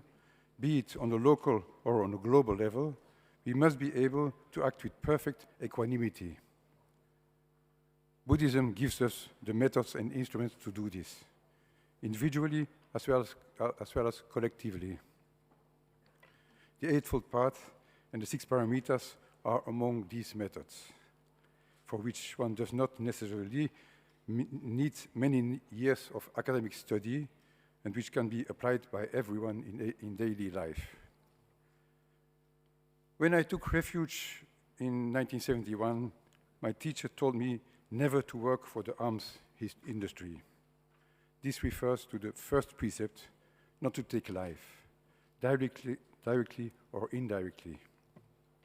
Producing arms is indeed not the same as killing, but it involves some kind of complicity with those who are going to use these arms to kill people or animals. The indirect way of taking life also applies to what we eat. To feed 8 billion humans, we kill every year over 60 billion land animals and 1,000 billion sea animals. These are the figures given by the FAO, the United Nations Food and Agricultural Organization. 1/5 of the meat produced for consumption is wasted, which means that 12 billion land animals are killed for nothing. 35% of sea animals are wasted, which means 350 billion of fish and shellfish are killed for nothing. This mass killing, unequaled in human history, poses a major ethical challenge. The countless written testimonies and covertly filmed footage in slaughterhouses are horrifying. However, the result of this cruel slaughtering is nicely wrapped up to be sold in the supermarkets. When it comes on the table, nobody seems to have any consideration for, or, more surprisingly, any knowledge about the suffering endured by these sentient beings that have become a product. Buddhism does not believe that this world and humans have been created by some supreme being who also created the animals to be their food, to give their skins, and to serve them in many ways. Humans are gifted with a kind of intelligence different than that from the animals, but this difference does not imply superiority. It does not give humans the kind of a divine right to decide over life and death of other forms of life. As Buddhists, if we are not able to renounce eating meat, and if we not have yet attained the state of a bodhisattva who can liberate the consciousness of the animal by eating its meat, then we should at least be aware and mindful of the suffering of the animals we are eating, which they have endured, and thankfully make wishes for the rebirth in circumstances favorable to their enlightenment. We can, in any case, eat less meat, which is good for our health and for the environment. From the point of view of sustainable development, indeed, the production of 1 kilo of beef generates 50 times more greenhouse gas emissions than the production of 1 kilo of wheat. Livestock farming contributes 18% of greenhouse emissions, second only to buildings and ahead of transport. The second thing my teacher told me when he was giving me refuge 54 years ago was that as a Buddhist, I should respect all religions and philosophies. Taking an interest in the beliefs of others and respecting them in no way undermines our own convictions. On the contrary, encountering other forms of thought and spiritual practice can only encourage us to reflect on the validity of our own philosophy or religion, and consequently to deepen our understanding of it. History shows that religions and ideologies are at the source of many conflicts and even wars. Therefore, if Buddhism wants to contribute to world peace, organizing interconvictional dialogue and participating in it is certainly a skillful way to do it. Thanks to the United Nations Day of Vesak celebration since more than 2 decades, an intense dialogue and mutual appreciation has been possible between the many Buddhist schools of both the Pali and Sanskrit traditions. In order to reach unity, harmony, and inclusivity, it is my sincere wish and prayer that through the decision to hold the 2026 United Nations Day of Vesak in China, this unique opportunity will be seized to reopen the dialogue between the Chinese authorities and the holders in exile of the Tibetan Buddhist traditions that are now flourishing all over the world. Thank you for your attention. Thank you very much. And next, I would like to invite on the stage Dr. Sutrino, Rector of Nalanta Institute from Indonesia. Please welcome. ท่านดร.สุทริโนที่การบดีมหาวิทยาลัยนารันทาอินโดนีเซีย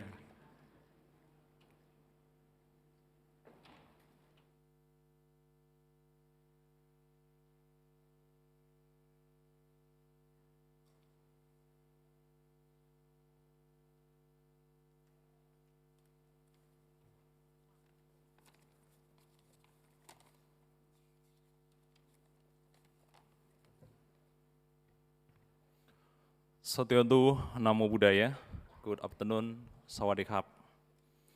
The most venerable Professor Brahma Pundit, Venerable Bhikkhu Sangha, Honorable UNDP Committee, Government of Thailand, and respected Buddhist leaders from around the world. Happy Vesak 2025. We from Institute Nalanda, Indonesia, the oldest Buddhist higher education institution in Indonesia, established in 1979, are truly honored and grateful to take part in this meaningful Vesak celebration. The sacred moment reminds us of the importance reviving Buddhist fraternity across the globe for the happiness and well-being of all. As stated in Dhammapada, verse 49, the rising of the Buddha is a cause for happiness. The teaching of the Dhamma is a cause for the happiness. The harmony of the Sangha is the cause for happiness. And those who practice the Buddha's teaching in harmony are also a source of happiness. The UNDP Forum opens valuable space to connect the great potential of the global Buddhist community from both ancient heritage and present contribution. Now is the time for mutual support, stronger bonds, and joint effort to build a more peaceful world. This forum unites us is the spirit of Buddhism, filled with compassion and harmony. UNDP also reminds us of Indonesia nation motto, Bhinneka Tunggal Ika, unity in diversity. This wisdom is clearly reflected in the Borobudur Temple, a universal symbol of peace and diversity, teaching us to live together in harmony amidst our differences. As an annual and inspirational forum, UNDP plays an essential role in advancing engaged Buddhism, where the teachings are not studied but practiced through compassionate action. Continued and open communication among UNDP participants can open many doors for meaningful collaboration. We deeply appreciate the UNDP Committee, the Sangha, the government of Thailand, and all supporters behind this noble event. It is truly a blessing for us to come together and celebrate genuine Buddhist virtue and fellowship. The world today is in a state of VUCA, volatility, uncertainty, complexity, and ambiguity. In facing such a reality, the spirit of Vesak becomes highly relevant, especially in remembering the Buddha's final message. All conditioned things are subject to change, stripped on with diligence. Vaya Dhamma Sankara Apamadena Sampadeta. Let us walk this path together with wisdom, compassion, and unwavering effort. Thank you. Thank you. ขอบคุณค่ะ And next we have the most venerable Dr. Tin Dao Nguyen, Professor of Khan Hua Buddhist Studies College and Abbot of Puttaviharan from Ho Chi Minh City, Vietnam. ขอกราบเรียนเชิญขออาราธนาพระคุณท่านค่ะ มนครับพระเดชพระคุณพระติชดาวเงินนะครับเจ้าวาดวัดพุทธวิหาร เมืองโฮจิมินห์เวียดนามท่านเป็นอาจารย์วิทยาลัยพุทธศาสนาการหัวด้วยครับ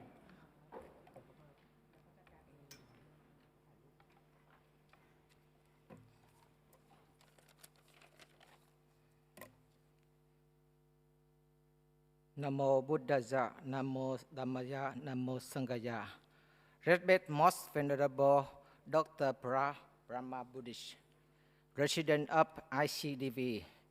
Respect to all of the Most Venerable Sangha Order, ladies and gentlemen in Dhamma, dear friends in Dhamma. First of all, I would like to say deeply thanks to Most Venerable Dr. Dhamma Brahma Buddhist and Most Venerable Dr. Hansa from Mahachulalongkorn University to invite me to attend the 20th United Nations Day of Vesak Ceremony 2025 Bangkok, Thailand. Now, I have present the Vesak message from my Buddhist Study College and Buddhist Monastery about this occasion. To celebrate the Vesak Puja and commemorate the three events of the Gautama Buddha, namely birth, enlightenment, and Parinibbana, is passing away of the Lord Buddha. As we know, after the Buddha attained the Samma Sambuddha, fully enlightenment, the Tathagata reached the first sermon, Dhammacakka Pavattana Suttang, and the Anatta Lakkhana Suttang. Is the philosophy of the Buddhism to the root of 5 months of Most Venerable Kodanya to avoid too extreme and practice the middle way, Majjhima Vatibada, to liberation the suffering and find out the cause of the suffering and the way to the end of suffering is and the last one is the Nibbana. Find on the way to the end of suffering for forward in from the right view up to right concentration, Samasati and Samadhi. According to Buddha Sasana, the teaching of the Buddha, the mentioned teaching described in the Mahasatipatthana belong to Digha Nikaya. On the people in the world, they have the suffering because they cannot observe the something. For this the complaints of the body, Kaya Anupassati, and complaints of the feeling, Vedana Anupassati, and consciousness, Chitta Anupassati, and Dhamma Anupassati. There is only one way, Ekayana Maggo, because the Buddha says the Nibbana here is the end of the Loba, non-attachment, and the end of Dosa, anger, and the last one is the end of the delusion, Amosha. This is Kusala Cetasika and Kusala Chitta, this mental, wholesome mental volition. Therefore, this is the message, and may on you happy and wish, may on teaching of the Lord Buddha still alive in the Sila, morality, and concentration and wisdom, which the Bali language is the Buddha Sasanang Chirang Tithatu. So, thank you all of you. Yeah.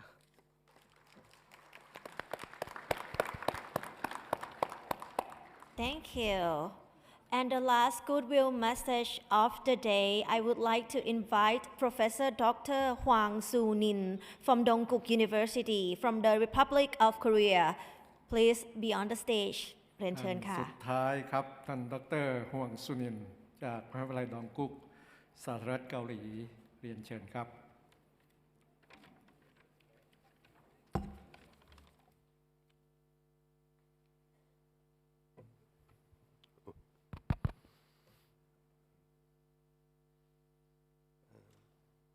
ผ venerable members of Sangha, distinguished Buddhist leaders, and ladies and gentlemen. My name is Sunil Hwang, and I'm from Dongguk University, Seoul, South Korea.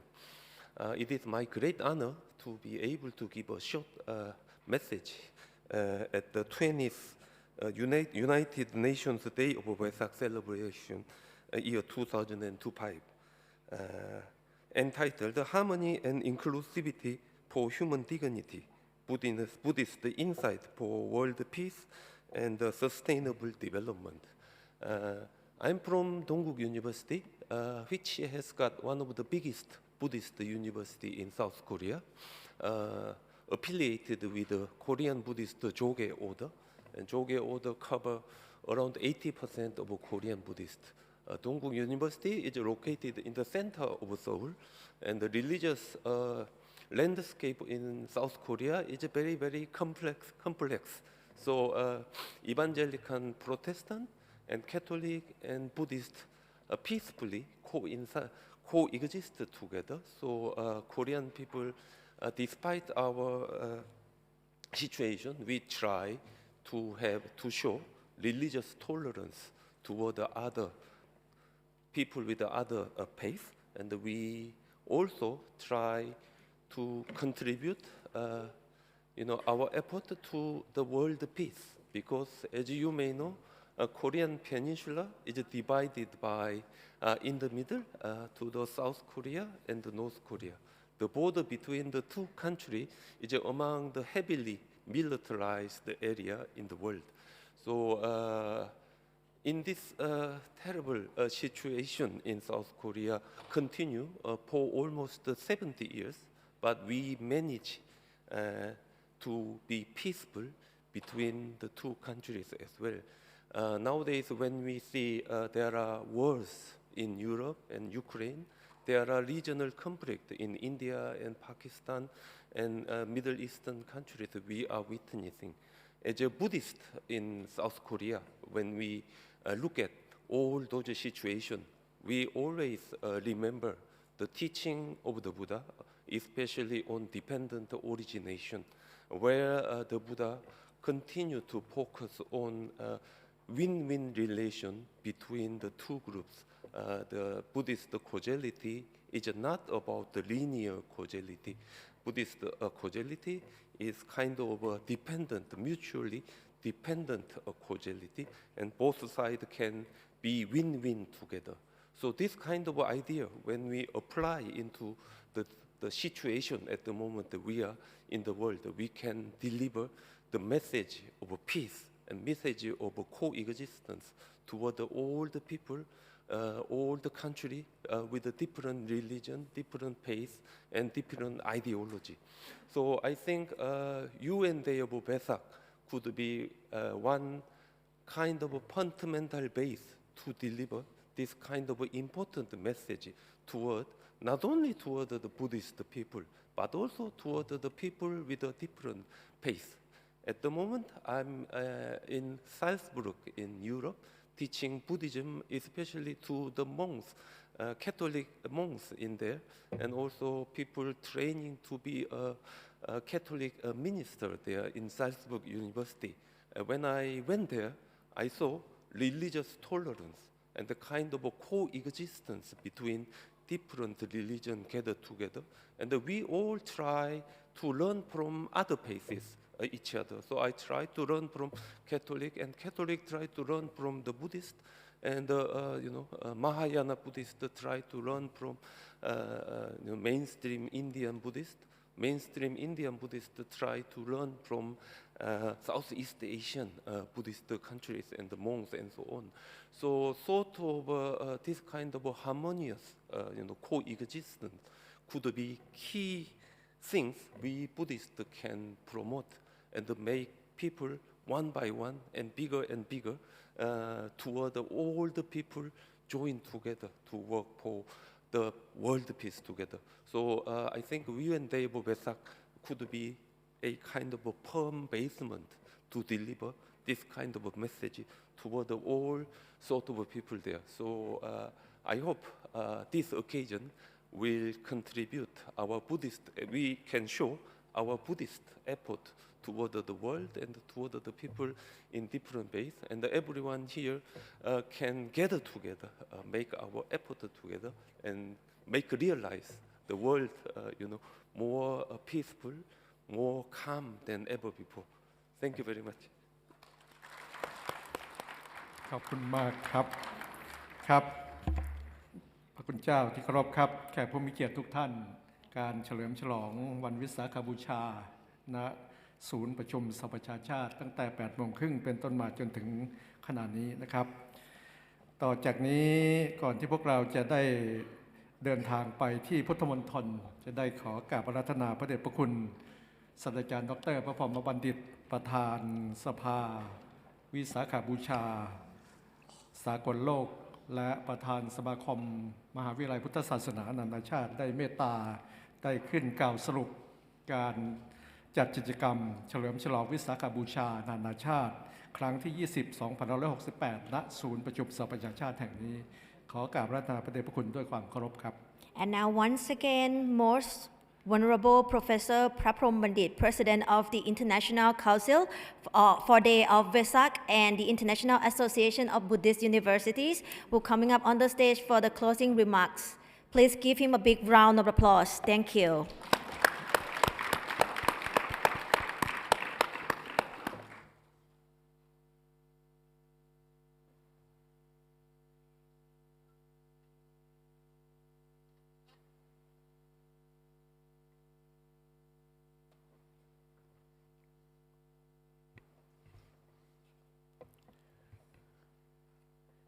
Venerable sirs and friends in the Dhamma.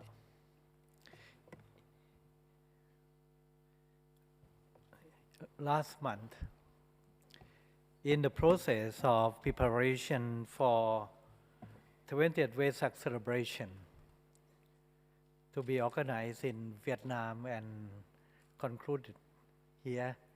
in Bangkok, what I have in my mind is that I plan to publish a commemorative volume, mark 20 years of celebrations, starting from 2004 through 2024 and 25 this year. In this commemorative book, I searched for pictures of our meeting, conference in the past 20 years. You can imagine a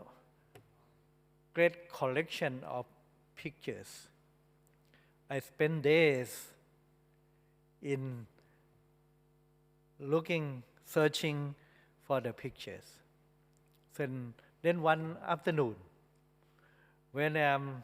focusing my mind on the pictures to be selected, then there was dizziness in my eyes. I feel dizzy, maybe because I work too hard. But I find the chandelier on the ceiling moving. Is this hallucination? No. Someone in the room said, there is earthquake. Myanmar earthquake. Earthquake start from Myanmar and travel. The tremble felt in Thailand. I see at a good sign. It means this community book will have a tremendous impact, like an earthquake. So we would like to distribute this commemorative books to you, but quite heavy. I think more than 1 kilogram of the book. So if you like, please contact my staff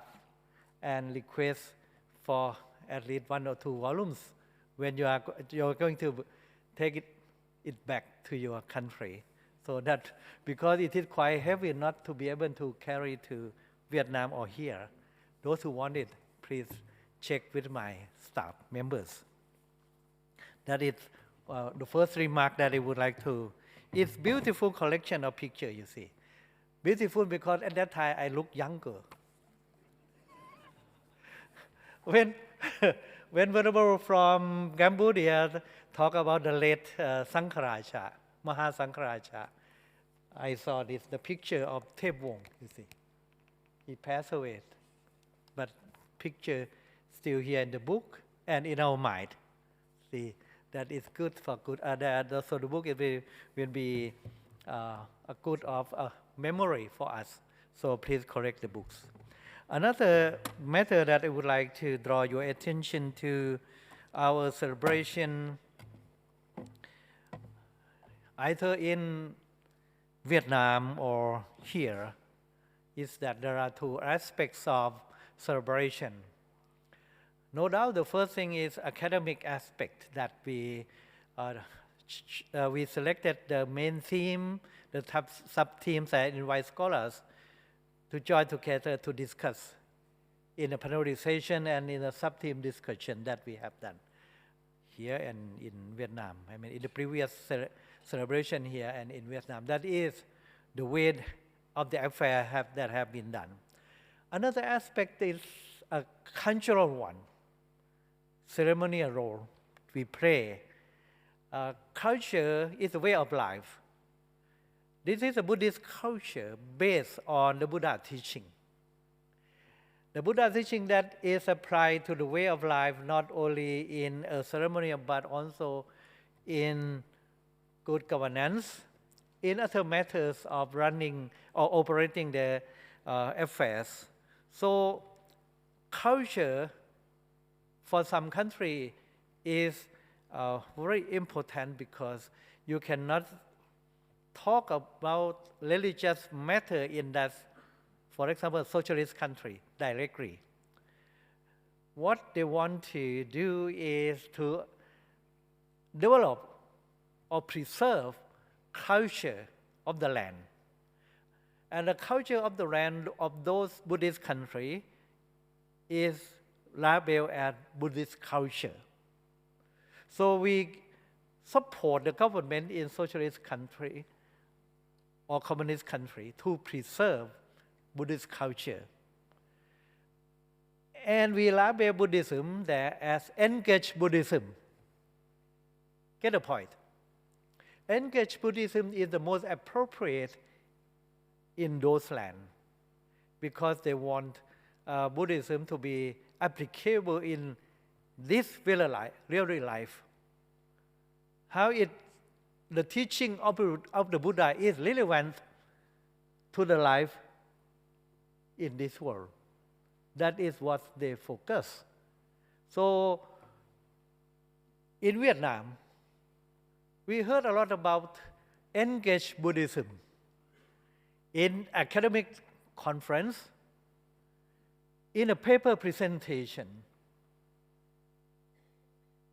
In our Ho Chi Minh Declaration, we even admire Vietnam as the vibrant center of socially engaged Buddhism. In Europe and America, the relevance of the Buddha teaching there is in the scope of socially engaged Buddhism. You talk about interfaith dialogue there in Europe, America. Interfaith dialogue means we work with non-Buddhist organization, religious organization.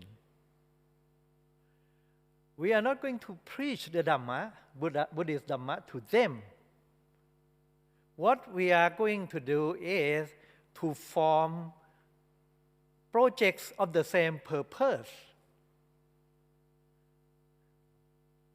Project of shared purpose means how to deal with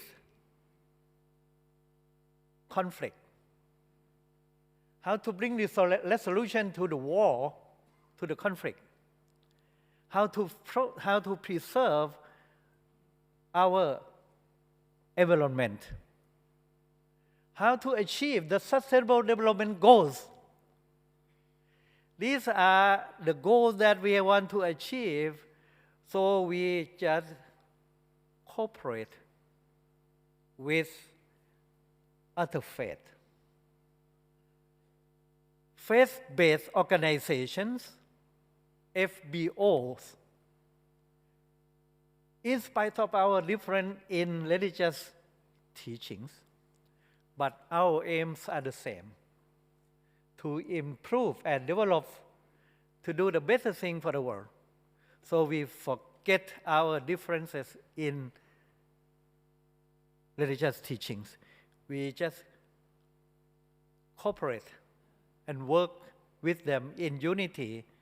to achieve our goals. That is in the field of engaged Buddhism. That is in the field of international Buddhist seminar like this one. We support the cause of United Nations. We work for world peace. We work for education for all, etc. So how can we achieve that? That means we have to find the proper, appropriate teachings of the Buddha, appropriate to the situation and relevant to the situation. In the Pali term, we use the word Dhammanu Dhamma Patipatti. Dhammanu Dhamma Patipatti, meaning to practice the Buddha teachings that conducive to Dhamma, that is your aims, your goal. The big Dhamma, that is your goal, like Nirvana or Nibbana, that is the aim.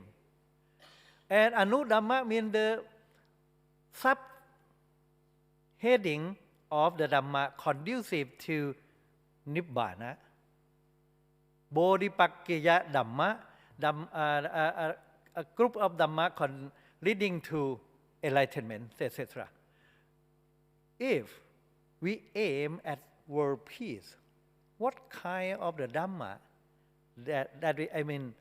what kind of the practice that will lead us to that goal, peace in the world? How to apply mindfulness in the world curricula for all children to practice meditation, practice mindfulness, develop their mind, and achieve this sublime state of mind, etc. I think this is what we have been doing together in our Vesak movement, and it is emphasized in, say, Vietnam, and now we come to summarize or give the idea, remarks on what we have achieved so far. Recorded in Ho Chi Minh City Declaration. That is academic aspect that we have to focus on the Buddha teaching and be selective for the Dhamma and apply to the worldly affairs. What about cultural aspect? In Vietnam, the organizing committee of Vietnam invite the participants to join the lantern procession, floating of the lantern in a big pond. They made us walk about 1 kilometer for this purpose. What impressed us is the enthusiastic reception, participation of the public, the young, the youth, Vietnamese youth, joined the ceremony, worship the Buddha on the Vesak day. The government statistic indicated one night, one whole evening, 60,000 boys and girls, the Vietnamese, joined that ceremony. Whereas the Sangha mentioned about 100,000 participants. Anyway, quite amazing. That is a cultural aspect to worship the Buddha with single-minded participation. Quite impressive. So it is a way to preserve Buddhist culture. From there, they withdraw the participation of the young generation to Buddhism. Then back to Thailand. We have two aspects. One is academic, that the way that we have invited you to present your ideas, views, and talk about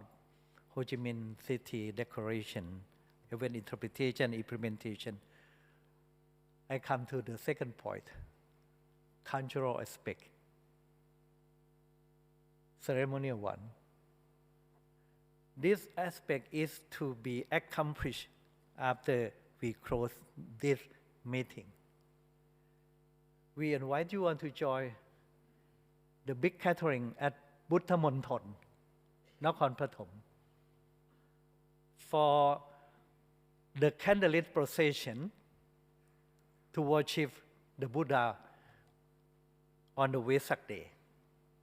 This is what our government would like you to join. Here,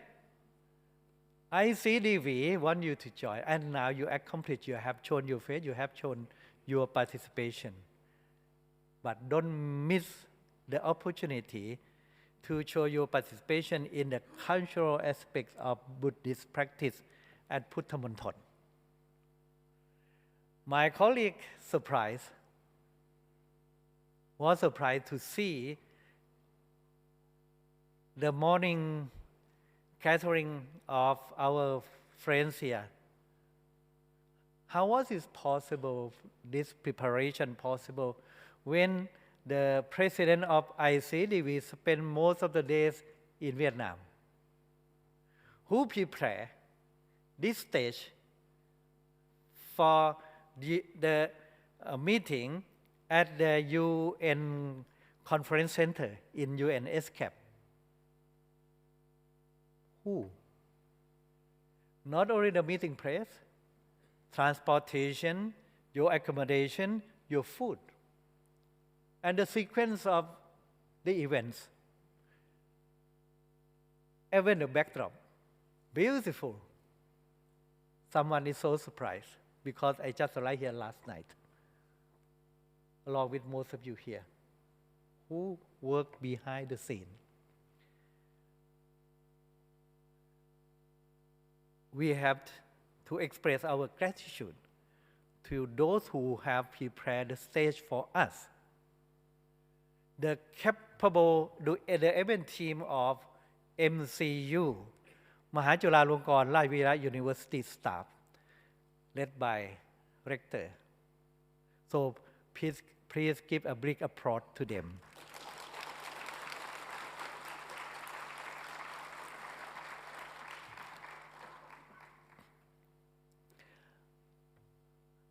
I will take this opportunity to express my gratitude to the Supreme Sangha Council of Thailand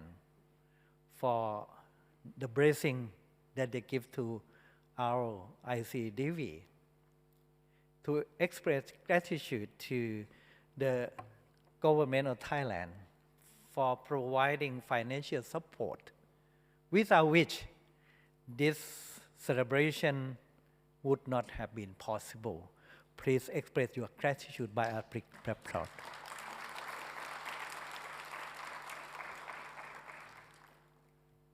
And last but not the least, we are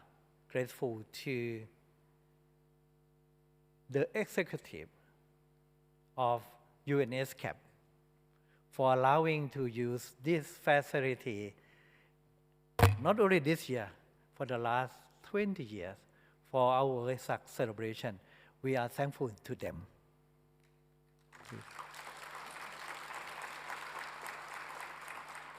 And above all, congratulate ourselves for continue celebration, and you managed to survive. How many days? Starting from Ho Chi Minh City up to here, someone gets sleepy, but still managed to be here. We should congratulate ourselves and express our happiness and joy for having been together, and thanks to all participants, starting from Vietnam up to here. Thank you very much.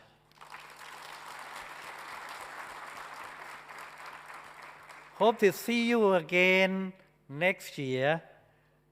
in China. See you there. So please follow our MC suggestion how to go to Buddha Monitor. Thank you very much. ขอกราบขอบพระคุณพระเดชพระคุณผู้เป็นประธานครับสำหรับการเดินทางไปพุทธมณฑลที่นั่นนะครับก็จะมีธรรมยาตราและก็ขบวนบุพชาติและที่สำคัญก็คือพิธีเจริญพระพุทธมนต์ถวายพระพรแด่พระบาทสมเด็จพระเจ้าอยู่หัวดังนั้นจึงขอกราบอาราธนาและเรียนเชิญทุกท่านได้ลงไปข้างล่างนะครับชั้นกลางเราจะมีรถบัสเข้ามาข้างในแล้วก็มารับท่านนะครับเราจะต้องออกจากที่นี่ก่อน4 โมงซึ่งจะมีขบวนเสด็จซึ่งถ้ามิฉะนั้นก็จะทำให้ขบวนของพวกเราติดนะครับAnd for the international fellows, please travel to join the Vesak Day celebration to see the Dharma Yatra and also the flowers parade and chanted together to bless for our Majesty the King. So the coach, the bus will be waiting downstairs on ground floor. So please proceed to the ground floor immediately, or maybe after you use the toilet, the restroom, and then we meet there downstairs at the ground floor. And the bus, the coach will leave before 4 p.m. So please be on time. Hope to see you there at พุทธมณฑล ขอบคุณมากครับพบกันที่พุทธมณฑลครับ Thank you so much ขอบคุณค่ะ